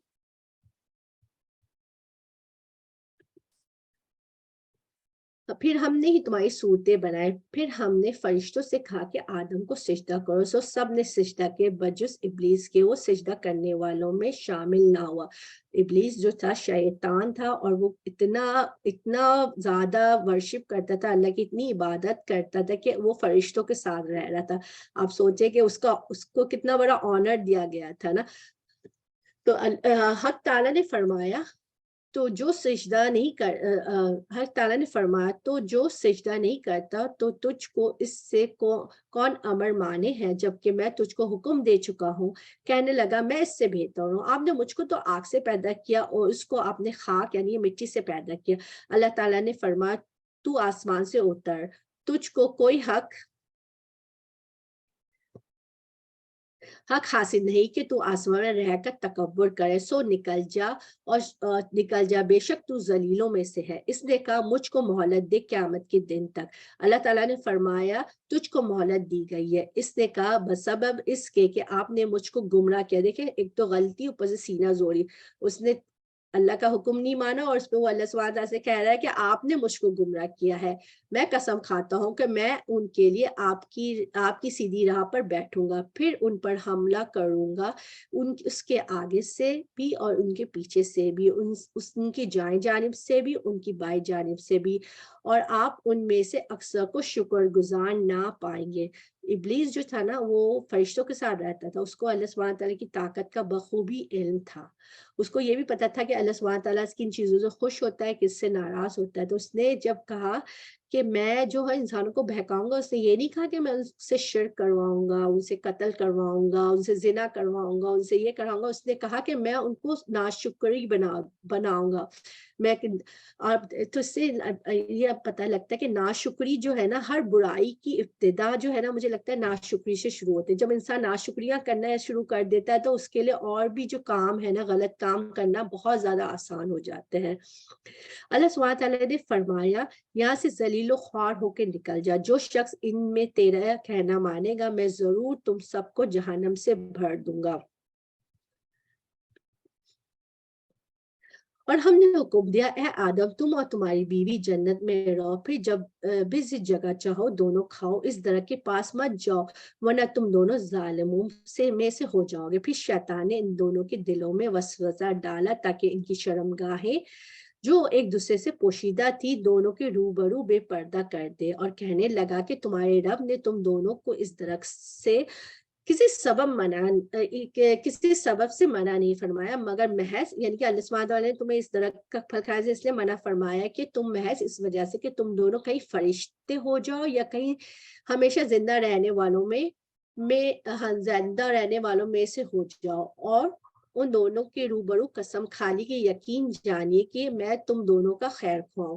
देखिए, अब ये इंसान जो है ना हमारा, हमें अल्लाह सुब्हानहू तआला जितनी भी नेमतें दे दे, वो कहाँ रह रहे थे? वो रह रहे थे जो जन्नत में रह रहे थे, और यकीनन वो जन्नतियों की नेमतें भी खा रहे होंगे, जन्नतों की सारी जो नेमतें उससे लुत्फ अंदोज हो रहे होंगे। फिर भी इंसान जो होता है ना, उसको हमेशा वो जो चीज उसके पास होती है ना, उसको उससे बेहतर चीज चाहिए होती है। और आप देखिए, इसमें जो शैतान की बात की जा रही है कि शैतान ने दिलों में वसवसा डाला। शैतान जो है ना, वो सिर्फ वसवसे डाल सकता है हमारे दिल में, विस्पर कर सकता है। शैतान का हमारे एक्शन पे कोई कंट्रोल नहीं है ना, वो हमें जबरदस्ती हमारे एक्शन नहीं करवा सकता। एक्शन करना ना करना हमारे हाथ में है, कि अगर शैतान ने हमारे दिल में वसवसा डाला, तो हम उसकी बात सुनते हुए, उस वसवसों पे अमल करते हुए वो गलत काम करते हैं या नहीं करते ना।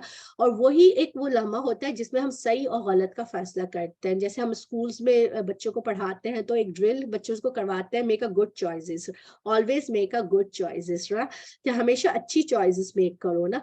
तो उस लम्हे हमारे, अगर हमारे दिल में कोई ऐसा वसवसा आ रहा है, तो हमें उस लम्हे सोचना चाहिए कि ये वसवसा जो है वो शैतान की तरफ से, इसमें हमने अमल करना है या नहीं करना।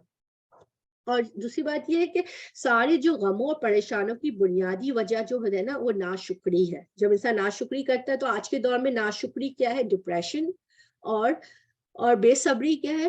وہ انزائٹی. یہ دونوں شیطان کے ہتھیار ہیں نا، ڈپریشن اینڈ انزائٹی.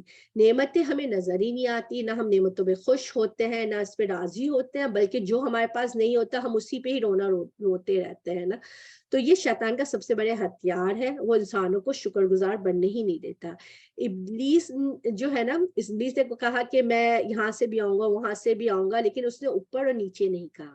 ابن عباس رضی اللہ عنہ کہتے ہیں کہ اس نے یہ نہیں کہا کہ میں اوپر سے بھی آؤں گا، کیوں نہ کہ اسے علم تھا کہ اللہ سبحانہ تعالیٰ اوپر ہے. ابلیس نے کہا کہ اللہ کی قسم میں بنی آدم کو اس وقت تک گمراہ کروں گا جب تک ان کے جسم میں روح ہے. شیطان جو ہے نا موت کے وقت بھی انسانوں کو بہکاتا ہے نا.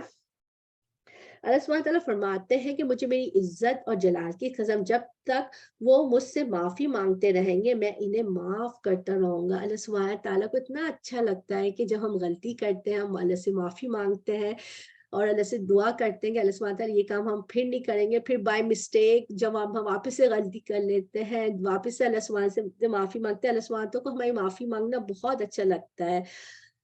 اور تو ہمیں اللہ سبحانہ تعالیٰ سے کیا کرنا چاہیے؟ ہمیں اللہ سبحانہ تعالیٰ سے یہ دعا کرنی چاہیے کہ ہمیں جب اللہ سبحانہ تعالیٰ اس دنیا سے اٹھائے تو ہم کلمہ پڑھتے ہوئے اس دنیا سے اٹھائیں، اور اللہ سبحانہ تعالیٰ ہمیں شیطان کی چالوں اور پھندوں سے آزاد کر دے، ہمارا خاتمہ بالخیر کرے.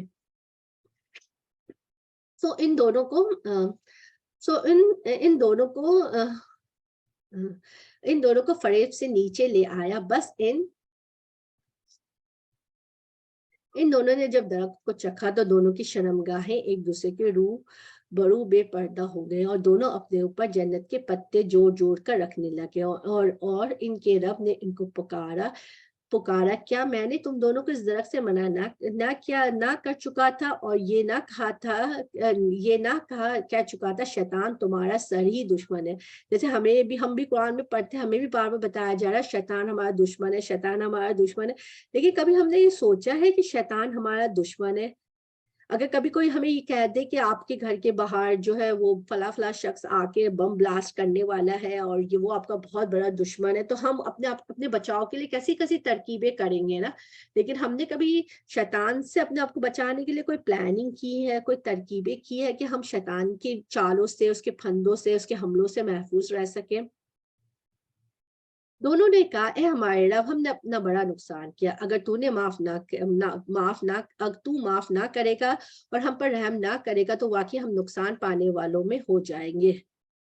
اللہ تعالیٰ نے فرمایا نیچے اسی حالت میں جاؤ، تم بہام ایک دوسرے کے دشمن ہو، اور تمہارے واسطے اللہ سبحانہ نے واپس سے وارن کیا کہ تم نیچے اتر جاؤ، لیکن سٹل تم اور شیطان ایک دوسرے کے دشمن ہو. زمین میں رہنے کی جگہ ہے، نفع حاصل کرنا ہے اور ایک وقت تک ہے. ٹھیک ہے. اللہ سبحانہ تعالیٰ نے کہا کہ زمین میں اتر جاؤ، وہ ان کی پنش تھی، لیکن ساتھ اللہ سبحانہ تعالیٰ کہہ رہا ہے کہ اس زمین میں تم اترنے کے بعد نفع بھی حاصل کر سکتے ہو اور تمہیں ایک وقت مقرر تک وہاں رہنا ہے. فرمایا تم کو وہاں ہی زندگی بسر کرنا ہے اور وہاں ہی مرنا ہے، اسی میں سے پھر نکالے جاؤ گے. اے آدم علیہ السلام کی اولاد، ہم نے تمہارے لیے لباس پیدا کیا جو تمہاری شرمگاہوں کو بھی چھپاتا ہے اور موجب زینت بھی ہے، اور تقوی کا لباس ہے. یہ اس سے بڑھ کر ہے، تقوی کا لباس اس سے بڑھ کر یہ اللہ کی نشانیوں میں سے ہے تاکہ یہ لوگ یاد رکھیں. لباس انسان کی زینت بھی ہے، عزت بھی ہے، سطر کا باعث بھی ہے، اور اس کے قابل شرم حصوں کو چھپاتا ہے، اس کو خوبصورت بناتا ہے. یاد تک کہ آج دنیا میں شیطان نے انسان کے پیچھے کیا اس کے لیے برائیوں کو خوشنما بنا دیا ہے، وصف سے ڈالتا ہے. جس چیز سے اللہ نے اس کو روکا ہے اسی سے وہ کہتا ہے کہ تمہیں فائدہ حاصل کرے گا. اب لباس کی بات ہے، ہم اس آیت کو پڑھتے ہیں پھر اس کے بعد اس کو تھوڑا سا ایکسپلین کرتے ہیں. اے اولاد آدم، شیطان تم کو کسی خرابی میں نہ ڈالے جیسا اس نے تمہارے ماں باپ کو جنت سے باہر کر دیا، ایسی حالت میں ان کا لباس بھی اتروا دیا تاکہ وہ ان کو ان کی شرمگاہیں دکھائے اور اس اور اس کا لشکر تم کو ایسے طور پر دیکھتا ہے کہ تم ان کو نہیں دیکھتے، اور ہم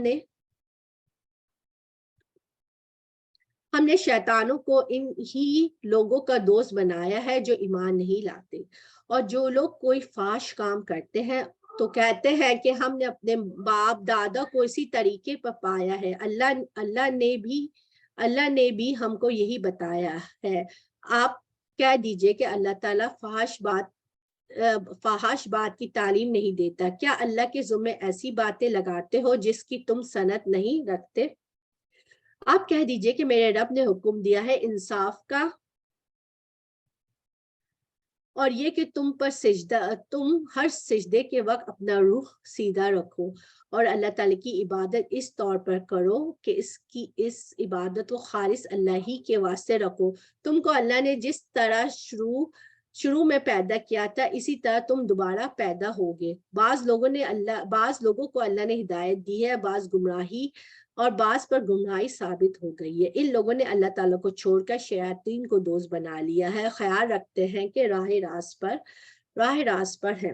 اچھا، یہاں پہ جو لباس کی بات کی جا رہی ہے، لباس عورتوں کے لیے بھی بڑی آزمائش ہے اور ان کے لیے جنت میں جانے کے راستے میں بہت بڑی رکاوٹ بھی ہے۔ نبی کریم صلی اللہ علیہ وسلم نے فرمایا، جہنمیوں کی دو قسمیں میں نے ابھی تک نہیں دیکھی، یعنی کہ ان کے زمانے میں نہیں تھی، یعنی آپ کے زمانے میں یہ لوگ نہیں تھے۔ ایک وہ جن کے پاس بیل کے دامنوں جیسے کوڑے ہوں گے جس سے وہ لوگوں کو ماریں گے، یعنی ظالم حکمران۔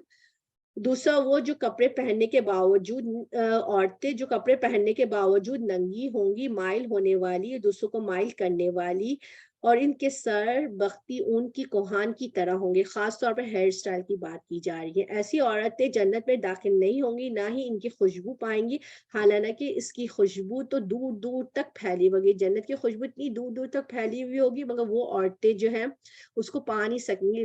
اس کی وجہ کیا ہوگی؟ ان کے لباس کی وجہ سے۔ اور یاد رکھیے کہ اللہ سبحانہ تعالیٰ نے قرآن میں نبی اکرم صلی اللہ علیہ وسلم نے حدیث میں وعدے کر دیا ہے کہ ایک عورت کا لباس کیسا ہونا چاہیے۔ مردوں کو بھی یہ اجازت نہیں ہے کہ وہ ننگے رہیں۔ مشرکین مکہ نہ طواف کرتے تھے۔ اللہ کا حکم ہے کہ مناسب لباس پہن کر عبادت کرو۔ تو مرد اور عورت دونوں کے لیے ضروری ہے کہ وہ بہترین لباس پہنے۔ آیت نمبر 31 ہے، اے اولاد آدم تم مسجد کی ہر حاضری کے وقت اپنا لباس پہن لیا کرو اور خوب کھاؤ پیو، حد سے مت نکلو، بے شک اللہ تعالیٰ حد سے نکلنے والوں کو پسند نہیں کرتا۔ آپ فرمائیے کہ اللہ تعالیٰ کی پیدا کیے ہوئے اسباب زینت کو جس کو اس نے اپنے بندوں کے واسطے بنایا ہے، اور کھانے پینے کے حلال چیزوں کو کس شخص نے حرام کیا ہے؟ آپ کہہ دیجئے کہ یہ اشیاء اس طور پر کہ قیامت کے روز خالص ہوں گی، اہل ایمان کے لیے دنیاوی زندگی میں اور مومنوں کے لیے بھی ہے۔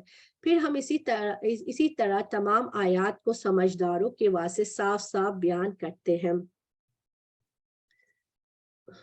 اور یہاں پہ جو مسجدوں کی بات کی جا رہی ہے، یہاں زینت سے مراد جو ہے اچھے کپڑے ہیں۔ اچھے کپڑوں سے مراد یہ نہیں کہ نئے کپڑے ہوں، اچھے صاف ستھرے کپڑے ہیں، مسواک اور خوشبو ہو۔ لیکن عورت کے لیے جو ہے عورت کو مسجد میں خوشبو لگا کر آنے سے منع کیا گیا ہے تاکہ مردوں کی عبادت میں خلل نہ ہو۔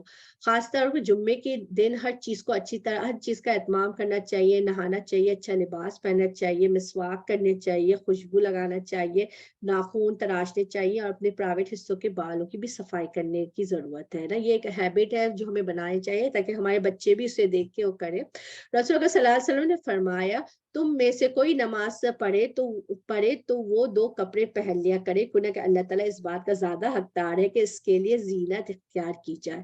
آپ صلی اللہ علیہ وسلم نے یہ بھی فرمایا کہ تم میں سے کسی کے لیے حرج نہیں کہ اگر ممکن ہو تو جمعے کے لیے اپنے کام کاج کے کپڑوں کے علاوہ 2 کپڑے اور بنا رکھے، یعنی اسپیشل ڈریس بنا لیں نماز کے لیے۔ عورتیں تو بہرحال عبائے وغیرہ پہن کے جاتی ہے، لیکن اس میں بھی خیال رکھیں گے اس میں سے اسمیل نہیں آئے، کہ بعض اوقات عبائے کے اندر سے جو ہے نا بہت زیادہ اسمیل آ رہی ہوتی ہے پسینے کی یا کھانے کی۔ اگر ہم کھانا بنا رہے ہیں تو کلوزٹ وغیرہ بند کر لیں تاکہ وہ اسمیل جو ہے نا ہمارے کپڑوں میں نہ جائے نا۔ اور اس آگے چلتے ہیں، جیسے اس میں یہاں پہ بات کی ہے، اسی طرح تمام آیات سمجھداروں کے لیے کے واسطے صاف، اچھا اس کو ہم شروع سے پڑھتے ہیں۔ زینت کو جس کو اس نے اپنے بندوں کے واسطے بنایا، کھانے پینے کی حلال چیزوں کو کس شخص نے حرام کیا، آپ کہہ دیجئے کہ یہ اشیاء اس طور پر کہ قیامت کے روز خالص ہوں گی اہل ایمان کے لیے، دنیاوی زندگی میں مومنوں کے لیے بھی ہے۔ ہم اسی طرح تمام آیات کو سمجھداروں کے واسطے صاف صاف بیان کرتے ہیں۔ ڈاکٹرز کہتے ہیں کہ ساری طب اس آیت میں ہے، یعنی انسان اگر اعتدال سے کھاتا ہے تو بیمار نہیں پڑتا۔ یعنی ڈاکٹرز کیا کہتے ہیں؟ اعتدال سے، یعنی کہ بیلنس ڈائٹ۔ بیماری ہوتی ہی بے احتیاطی سے، یعنی کبھی میٹھا زیادہ کھا لیا، کبھی نمکین زیادہ کھا لیا، تو اس سے جو ہے ہماری بیلنس ڈائٹ بالکل ختم ہو جاتی ہے۔ اگر ہم بچوں کو بھی آئس کریم یا کینڈیز دے دیں تو وہ کھانا جو ہے نا ہوتا ہے نا، چھوڑ دیتے ہیں نا۔ تو صاف ستھرا اور طیب کھانا ہمیں کھانا چاہیے۔ نبی اکرم صلی اللہ علیہ وسلم نے فرمایا، مرنے کے بعد سب سے پہلے انسان کے جسم میں اس کا پیٹ جو ہوتا ہے بدبودار ہوتا ہے، اور جو کوئی طاقت رکھتا ہو پاک اور طیب کے سوا کچھ اور نہ کھائے، اسے ایسا ہی کرنا چاہیے، اور بہت زیادہ پیٹ بھر کے بھی نہیں کھانا چاہیے۔ حضرت عائشہ رضی اللہ عنہ کہتی ہے، محمد صلی اللہ علیہ وسلم کے گھرانوں نے اگر کبھی ایک دن میں 2 بار کھانا کھایا تو ضرور اس میں ایک وقت صرف کھجور ہوتی تھی، یعنی کہ را فوڈ، اور ایک وقت بس پکا ہوا کھانا ہوتا تھا۔ اب ہمیں رمضان پہ بھی اپنے آپ کوشش کریں کہ ہم رمضان میں جو ہے وہ بیلنس ڈائٹ کریں، ٹھیک ہے۔ آپ فرمائیے کہ البتہ میرے رب نے صرف حرام کیا ہے ان تمام فحش باتوں کو جو اعلانیہ ہے اور جو پوشیدہ ہے، اور ہر گناہ کی بات کو، اور ناحق کسی پر ظلم کرنے کو، اور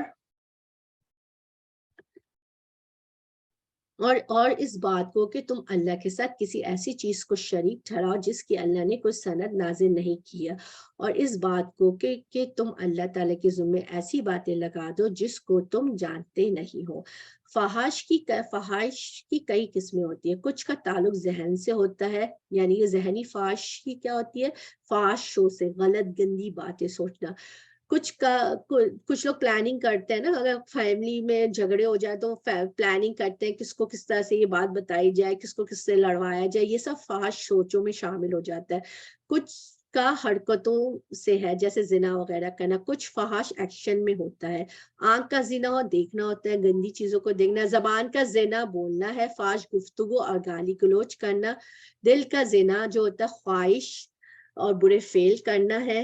اور پھر شرمگاہ ان سب کو سچا کرتی ہے یا اس کو جھوٹا کر دیتی ہے۔ پہلے جگہ انسان یہ سارے کام کرنے لگتا ہے کہ شرمگاہیں پھر ایک دوسرے کے سامنے کھل جاتی ہے، اور پھر ان کو کوئی ہیزیٹیٹ نہیں ہوتی۔ اسی طرح تکبر، خود پسندی، ریا، نفاق، یہ بھی فحش چیزیں ہیں۔ پھر اسی طرح باتوں میں بےہودہ گوئی، فضول باتیں ہیں۔ مومن، اور اب بتایا جا رہا مومن جو ہوتا ہے فحش گوئی نہیں کرتا، تانا دینے والا نہیں ہوتا، لعنتیں کرنے والا نہیں ہوتا، گالی گلوچ کرنے والا نہیں ہوتا۔ عبداللہ بن مسعود کہتے ہیں کہ مومن کے اخلاق میں سب سے زیادہ قابل مذمت، قابل ملامت بےہودہ گوئی ہے۔ فحش گوئی ایسی گفتگو سے بھی توبہ کرنی چاہیے۔ اب ہم آگے چلتے ہیں۔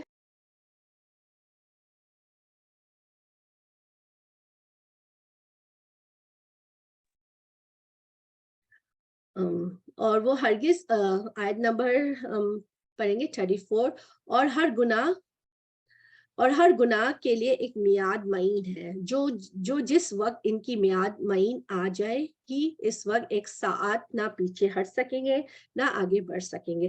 اے اولاد آدم، اگر تمہارے پاس پیغمبر آئے جو تم ہی میں سے ہو، جو میرے کام تم سے بیان کرے، تو جو شخص تقوی اختیار کرے اور درستی کرے، سو ان لوگوں پر نہ کچھ اندیشہ ہے نہ وہ غمگین ہوں گے۔ اور جو لوگ ہمارے ان احکام کو جھٹلائیں، ان سے تکبر کرے، وہ لوگ دوزخ والے ہوں گے، وہ اس میں ہمیشہ ہمیشہ رہیں گے۔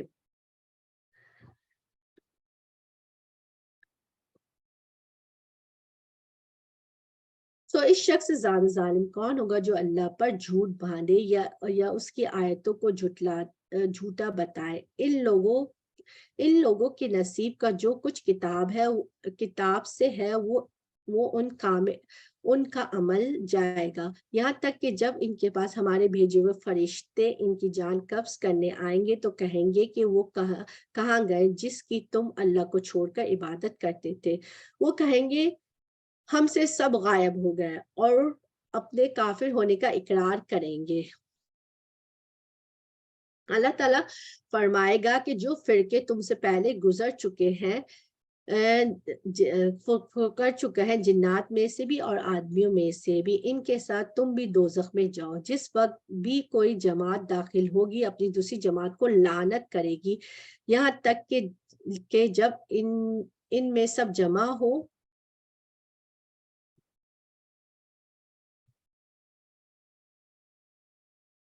جائیں گے تو پچھلے لوگ پہلے لوگوں کی نسبت کہیں گے کہ ہمارے پروردگار ہم کو ان لوگوں نے گمراہ کیا تھا، سو ان کو دوزخ کا عذاب دگنا دے۔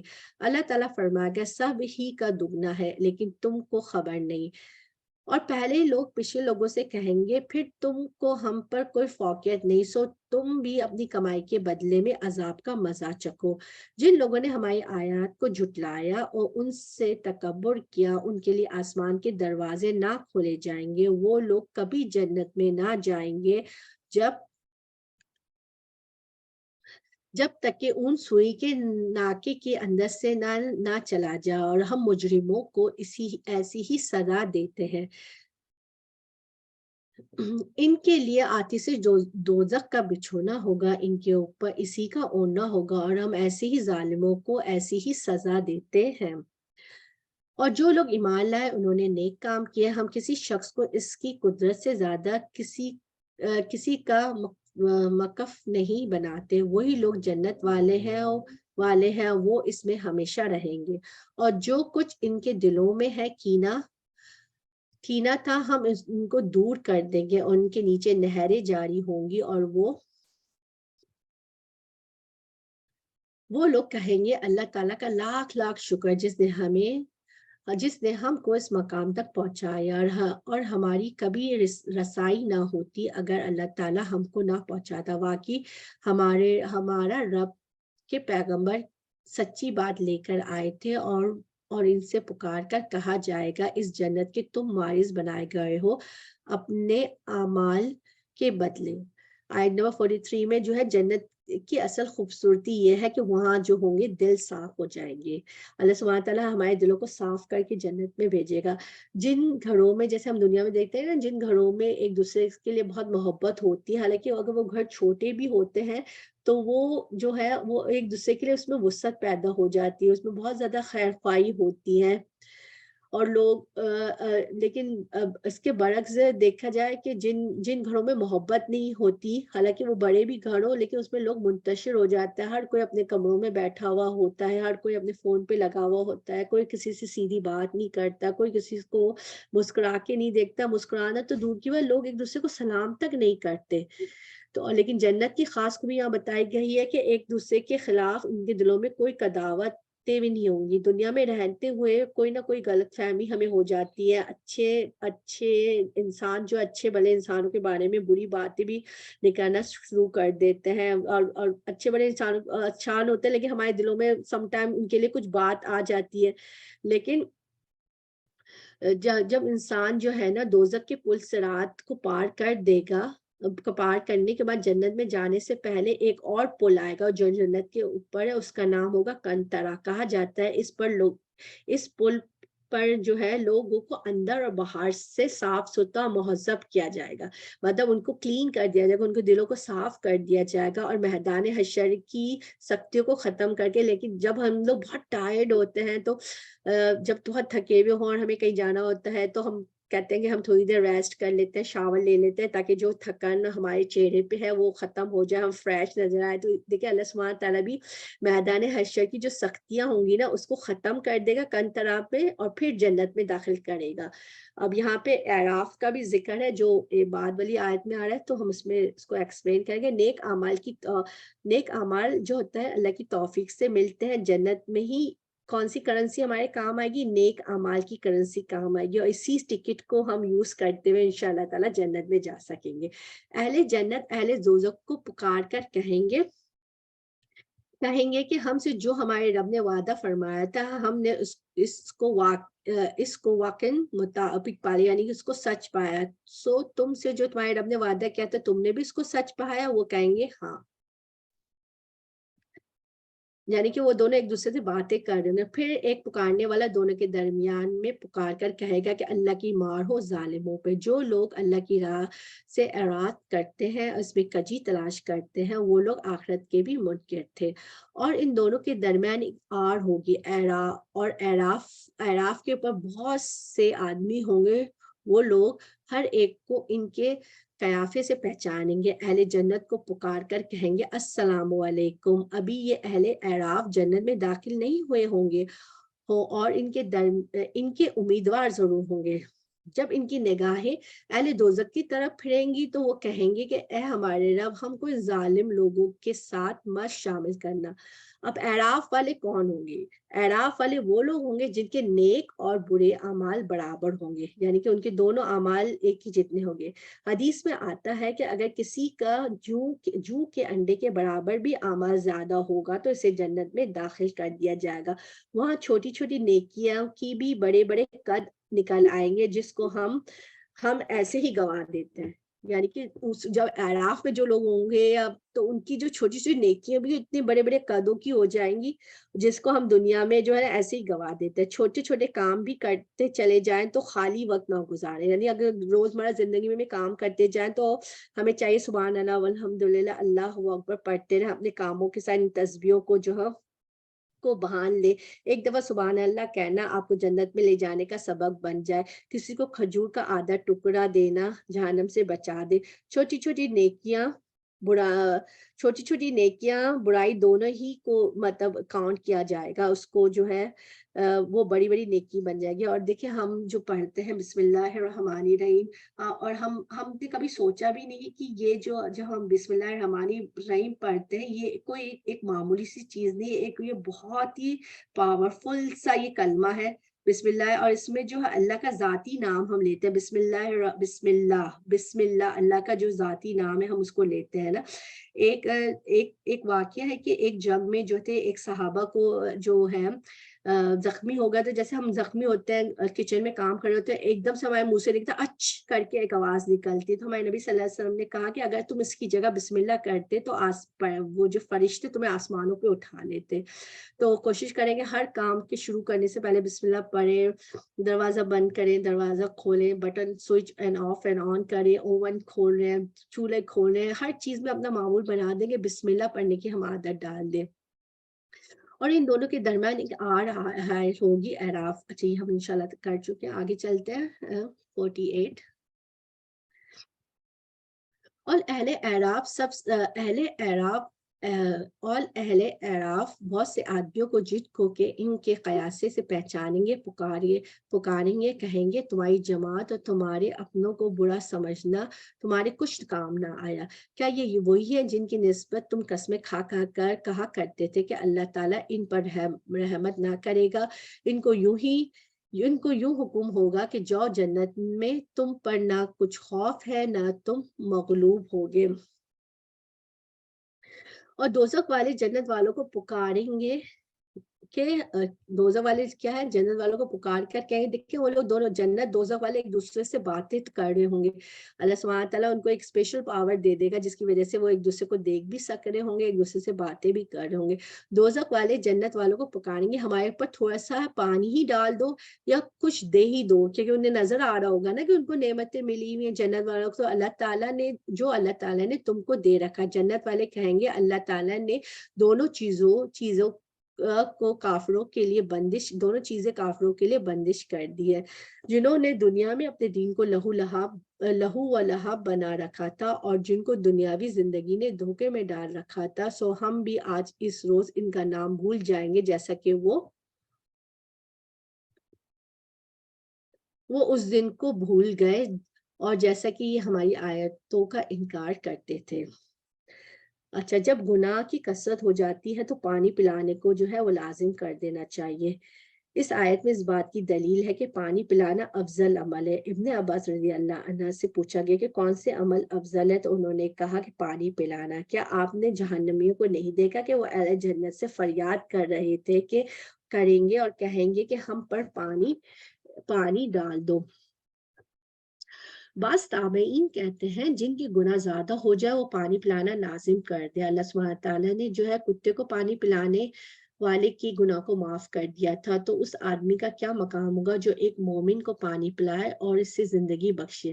اپنے گھر والوں کے لیے بھی گلاس میں پانی ڈالنا ایک اچھا عمل ہے، اور ہماری جو امی ہے جب بھی ہم ان کے پاس جاتے ہیں وہ ہمیں ہمیشہ ہمارے لیے پانی لا کے ہمیں پلاتی ہیں، اور ہم اتنے شرمندہ ہوتے ہیں، ہم کہتے ہیں اب امی ہمارا کام تھا کہ ہم آپ کو پانی پلائیں، نہ کہ آپ ہمارے لیے گلاس میں پانی نکال کے لے کر آتی ہیں۔ اور آئی ڈونٹ نو وہ اتنی کوئکلی کرتی ہیں، لے کر آتی ہیں پانی، کہ ہمیں اس کا موقع ہی نہیں ملتا کہ ہم خود جا کے لے لیں نا۔ جابر رضی اللہ عنہ کہتے ہیں رسول اللہ صلی اللہ علیہ وسلم نے فرمایا جس نے کوئی کنواں کھدوایا پھر جو بھی پیاسا جانور اس میں سے پانی پیے گا، یا کوئی جن یا کوئی انسان یا کوئی پرندہ، تو قیامت کے دن اللہ تعالیٰ اس بندے کو اجر دیتا رہے گا جب تک وہ کنواں باقی رہا، جب تک جو ہے ان کا پانی چلتا رہے۔ سعد بن معصب سے روایت ہے، سعید بن عبداللہ رضی اللہ عنہ نبی علیہ وسلم صلی اللہ علیہ وسلم کے پاس آئے، پوچھا آپ کے نزدیک پسندیدہ صدقہ کون سا ہے؟ آپ نے فرمایا پانی پلانا، پانی روکنا گناہ کا باعث ہے۔ 3 شخص ایسے ہیں جس سے قیامت کے دن اللہ کلام نہیں کرے گا، نہ اللہ سبحانہ تعالیٰ ان کو دیکھے گا، نہ پاک کرے گا، اور ان کے لیے دردناک عذاب ہوگا۔ ان میں سے ایک وہ شخص ہوگا جس کے پاس ضرورت سے زیادہ پانی تھا، پھر وہ مسافروں کو نہیں پلاتا تھا۔ ایک اور روایت میں آتا ہے کہ آج میں تجھ سے اپنا فضل روک لوں گا جیسے کہ تو نے اپنے بندوں سے روکا تھا۔ تو آپ دیکھیں پانی پلانا اتنا معمولی سا عمل ہے، لیکن اس کا اجر ثواب کتنا زیادہ ہے۔ ان لوگوں کو کسی اور بات کا انتظار نہیں، صرف اس کے آخر نتیجے کا انتظار ہے۔ جس روز ان کا آخر نتیجہ پیش آئے گا، اس روز جو لوگ ان کو پہلے سے بھولے ہوئے تھے یوں کہیں گے کہ واقعی ہمارے رب کے پیغمبر سچی سچی باتیں لائے تھے، سو اب کیا کوئی ہمارا سفارشی ہے کہ جو ہماری سفارش کرے، یا کیا ہم واپس بھیجے جا سکتے ہیں تاکہ ہم لوگ ان اعمال کے جن کو ہم کیا کرتے تھے برخلاف دوسرے اعمال کے، بے شک ان لوگوں نے اپنے آپ کو خسانے میں ڈال دیا ہے، اور یہ جو باتیں تراشتے تھے سب گم ہو جائیں گی۔ بے شک اللہ تمہارا رب ہی ہے جس نے سب آسمانوں اور زمینوں کو 6 روز میں پیدا کیا، پھر عرش پر قائم ہوا، اور وہ شب سے دن کو ایسے طور پر چھپا دیتا ہے، وہ شب اس دن کو جلدی سے آ لیتی ہے، اور سورج اور چاند اور دوسرے ستاروں کو پیدا کیا ہے ایسے طور پر کہ سب اس کے حکم کے تابع ہیں۔ یاد رکھو اللہ ہی کے لیے خالص ہے، خالق ہونا، حاکم ہونا، بڑی خوبی سے بھرا ہوا ہے اللہ جو تمام عالم کا پروردگار ہے۔ اللہ سبحانہ تعالیٰ نے ہمیں پیدا کیا، وہی ہمارا خالق، مالک اور مدبر ہے، تو ہمارا فرض ہے کہ ہم ہر کام اپنی اللہ سبحانہ تعالیٰ کی مرضی سے کریں، نہ کہ ہم اپنی چوائس سے کریں۔ تم لوگ اپنے پروردگار سے دعا کرو، گر گڑا کر کے بھی اور چپ کے بھی، واقعی اللہ تعالیٰ ان لوگوں کو ناپسند کرتا ہے جو حد سے نکل جاتے ہیں۔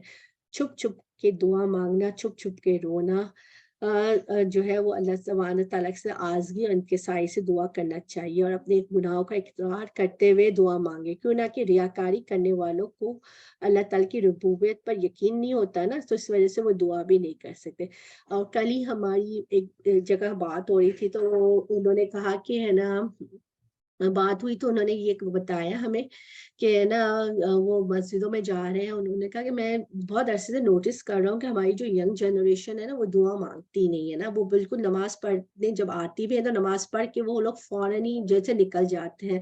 تو ہمارے اسکالرس کو چاہیے کہ دعا کی اہمیت کے بارے میں لوگوں کو بتائیں کہ دعا جو ہے مانگنا بہت ضروری ہے، چھپ کے دعا مانگنا، چھپ کے رونا جو ہے وہ اللہ سبحانہ سے مانگنے چاہیے۔ اور دعا مانگنے کے لیے اگر ہم اہتمام करना भी ज़रूरी है, लेकिन हम अगर इत्माम से नहीं तो चलते फिरते अल्लाह सुब्हानहू से दुआ मांगे, अल्लाह से बातें करें।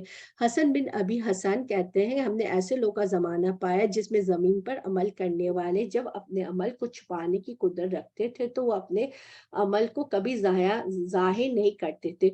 वो दुआओं में बहुत मेहनत करते थे, लेकिन कोई इनकी आवाज़ नहीं सुन सकता। मतलब वो दुआ माँगने में इतनी मेहनत करते थे, इतना एहतमाम करते थे कि किसी को पता ही नहीं चलता था कि वो दुआ माँगते हैं या उनकी आवाज़ आ रही होती है, या इनके और इनके रब के दरमियान सरगोशियाँ होती थी। दिल में चुपके-चुपके में चुपके दिल ही दिल में पुकारो, चुपके-चुपके पुकारो, गिड़गिड़ा कर पुकारो, रो-रो के पुकारो, चुप कर पुकारो, ताकि आपका रब 101 आपके रब के साथ 101 कनेक्शन हो जाए। तो अब आप लोग कोशिश करें कि इस रमज़ान में जो है ख़ास तौर पे है ना दुआओं का आप लोग एहतमाम करें, और इस ख़ास तौर पे तहज्जुद के वक़्त और इफ्तार के टाइम पे ना अपनी दुआओं को ख़ास वक़्त और ख़ास टाइम दें, और अगर आप लोग कर सकते हैं तो अपनी दुआओं को एक किताब में लिखना शुरू कर दें, ताकि जब आप तहज्जुद के वक़्त बैठ के अल्लाह सुब्हानहू से दुआ माँगे तो आपका दिमाग ऐसे ब्लैंक नहीं हो जाए नींद की ग़ुनूदगी की वज़ह से, और आप जो है बहुत अच्छी तरह से दुआ माँग सकें।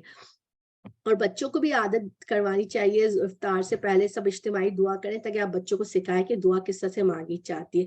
तुम हो अपने परवरदिगार से दुआ करो, गिड़गिड़ा करके भी और चुपके चुपके भी। वाकई अल्लाह ताला इन लोगों को नापसंद करता है जो हद से निकल जाते हैं। दुनिया में दुनिया में इसके बाद के इसकी दरस्ती कर दी गई है, फसाद मत फैलाओ, तुम अल्लाह की इबादत करो, इससे डरते रहो, उम्मीदवार रहते रहो, बेशक अल्लाह ताला की रहमत नेक काम करने वालों के नजदीक है। और वो ऐसा ही क्या कर और वो ऐसा है कि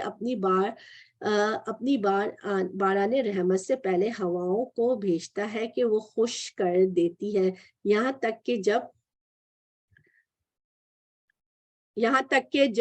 वो हवाएं भारी बादलों को उठा लेती हैं तो हम इन बादलों को किसी खुश सरजमीन की तरफ हाँक ले जाते हैं, फिर इन बादलों से पानी बरसाते हैं, फिर इन पानी से हर किस्म के फल निकालते हैं, यूं ही हम मुर्दों को निकाल खड़ा कर देते हैं ताकि तुम समझो।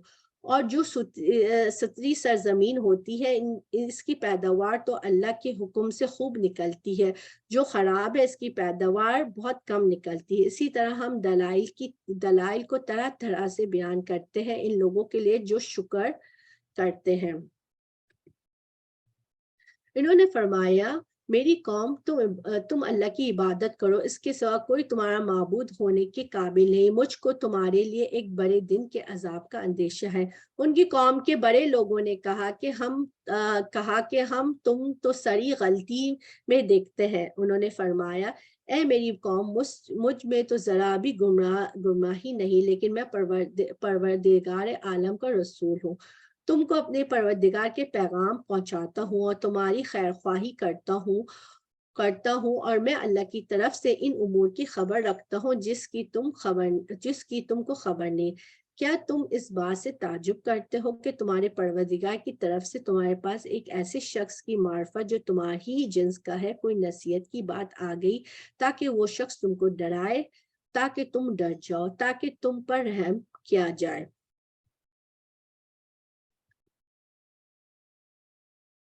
सो वो लोग इनकी तकजीब ही करते रहे। तो हमने नूह अलैहिस्सलाम को और इनको जो इनके साथ कश्ती में थे बचा लिया, और जिन लोगों ने हमारी आयतों को झुटलाया था इनको हमने गर्क कर दिया, बेशक वो लोग अंधे हो रहे थे। और हमने कौम आद की तरफ इनके भाई हूद अलैहिस्सलाम को भेजा, उन्होंने फरमाया, ए मेरी कौम, तुम अल्लाह की इबादत करो, इसके सिवा कोई तुम्हारा माबूद नहीं, सो क्या तुम नहीं डरते। उनकी कौम में से जो बड़े लोग थे उन्होंने कहा कि हम तुमको कम अकली में देखते हैं और हम बेशक तुमको झूठे लोग समझते हैं। उन्होंने फरमाया, ए मेरी कौम, मुझ में भी कम जरा भी कम अकली नहीं, लेकिन मैं परवरदिगार आलम का भेजा हुआ पैगंबर हूँ। तुमको अपने परवरदिगार के पैगाम पहुंचाता हूँ और मैं तुम्हारा अमानतदार खैरख्वाह हूँ। क्या तुम इस बात से ताजुब करते हो कि तुम्हारे परवरदिगार की तरफ से तुम्हारे पास एक ऐसे शख्स की मार्फत जो तुम्हारी जिन्स का है कोई नसीहत की बात आ गई, ताकि वो शख्स तुमको डराए اور تم یہ حالت یاد کرو کہ اللہ نے تم کو قوم نوح کے بعد جانشین بنایا اور ڈیل ڈول میں تم کو پھیلاؤ زیادہ دیا. سو اللہ کی نعمتوں کو یاد کرو تاکہ تم کو فلاح ہو. انہوں نے کہا کہ کیا آپ ہمارے پاس اس واسطے آئے ہیں کہ ہم صرف اللہ ہی کی عبادت کریں جن کو ہمارے باپ دادا پوچھتے تھے؟ ان کو چھوڑ دیں. بس ہم کو جس عذاب کی دھمکی دیتے ہو اس کو ہمارے پاس منگوا دو اگر تم سچے ہو.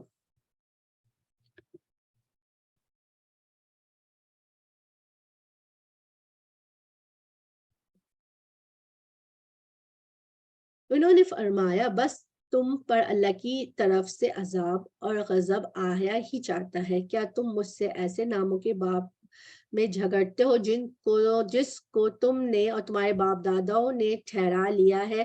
ان کے معبود ہونے کی اللہ نے کوئی دلیل نہیں بھیجی. سو تم منتظر رہو، میں بھی تمہارے ساتھ انتظار کر رہا ہوں. غرض کہ ہم نے ان کو اور ان کے ساتھیوں کو اپنی رحمت سے بچا لیا اور ان لوگوں کی جڑ کاٹ دی جنہوں نے ہماری آیاتوں کو جھٹلایا تھا اور وہ ایمان لانے والے نہ تھے. عبادت کرو اس کے سوا کوئی تمہارا معبود نہیں. تمہارے پاس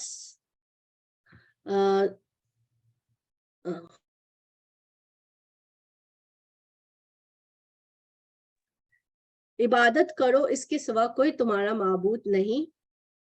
تمہارے پاس تمہارے پروردگار کی طرف سے ایک واضح دلیل آ چکی ہے. یہ اونٹنی ہے اللہ کی جو تمہارے لیے دلیل ہے. سو اس کو چھوڑ دو کہ اللہ تعالیٰ کی زمین میں کھاتی پھرے اور اس کو برائی کے ساتھ ہاتھ بھی مت لگانا کہ کہیں تم کو دردناک عذاب آ پکڑے. اور تم یہ حالت یاد کرو کہ اللہ تعالیٰ نے تم کو آگ کے بعد جانشین بنایا ہے. یہ سارے پیغمبروں کے قصے آ رہے ہیں. اللہ تعالیٰ نے اپنی مخلوق میں سے بہترین لوگوں کو اپنی نبوت کے لیے چنا اور نبوت کی شرائط میں سے یہ ایک ہے کہ نبی صادق اور امین ہوتا ہے مگر ان کو جھوٹا اور بیوقوف کہا جاتا ہے.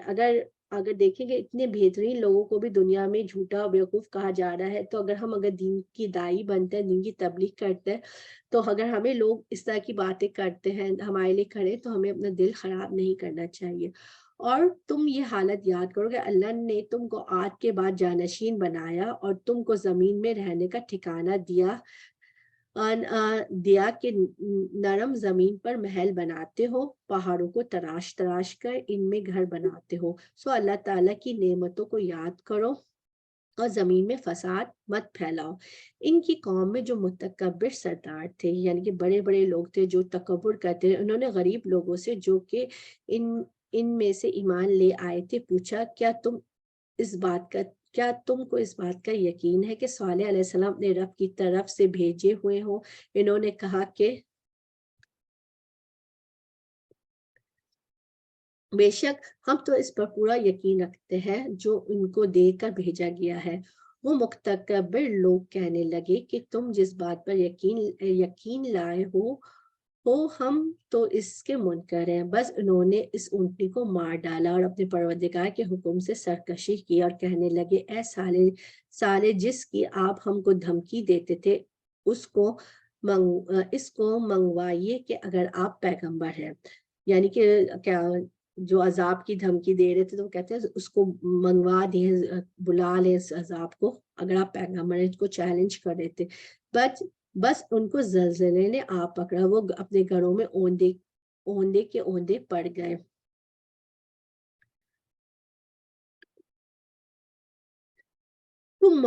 تم مردوں کے ساتھ شورانی کرتے ہو اور عورتوں کو چھوڑ کر بلکہ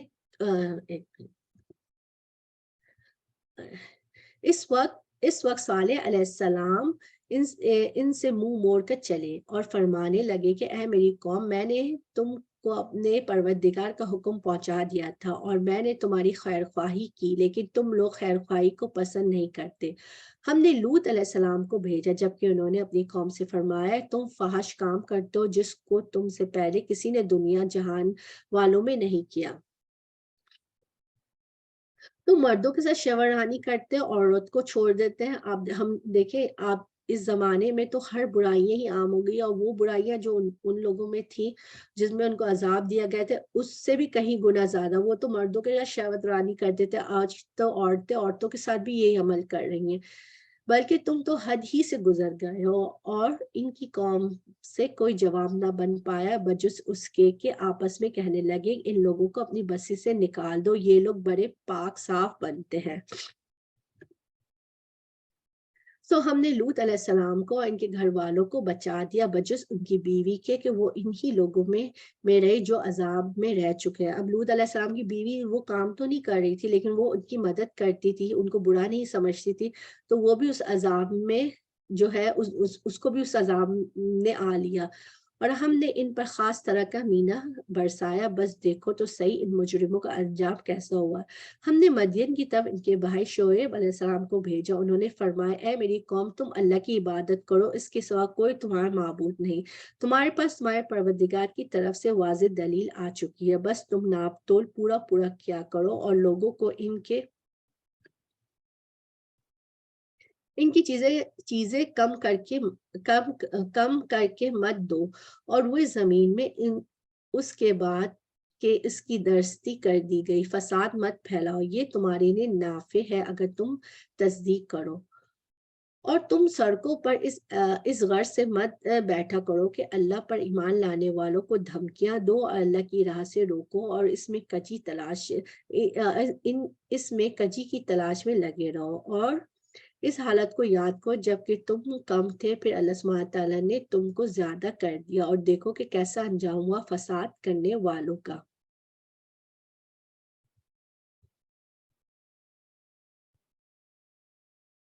और अगर तुम में से कुछ लोग इस हुक्म पर जिसको देकर मुझको भेजा गया है ईमान ले आए हैं, और कुछ ईमान नहीं लाए हैं, तो जरा ठहर जाओ, यहाँ तक कि हमारे दरमियान अल्लाह फैसला कर देता, और वो सब फैसला करने वालों से बेहतर है। सो बुरी कौमों का यही हाल होता है कि वो नेक काम करने वालों को बुरा समझते हैं, जिस गुनाह की गंदगी में मुब्तला होते हैं उस पर फख्र करते हैं। अल्लाह सुब्हानहू तआला से दुआ है कि अल्लाह सुब्हानहू तआला जो है हमें लोगों से बचाए, हमारे जनरेशन्स की हिफाजत करे, और हमें इस्तिकामत अता फरमाए कि हम बेहतरीन तरीके से एक बेहतरीन मुसलमान बन सके। आमीन सुम्मा आमीन। व आखिर दावाना अल्हम्दुलिल्लाहि रब्बिल आलमीन। सुब्हानक अल्लाहुम्मा व बिहम्दिका नशहदु ला इलाहा इल्ला अंता नस्तगफिरुका व अतूबु इलैक। अस्सलामु अलैकुम व रहमतुल्लाहि व बरकातुहू।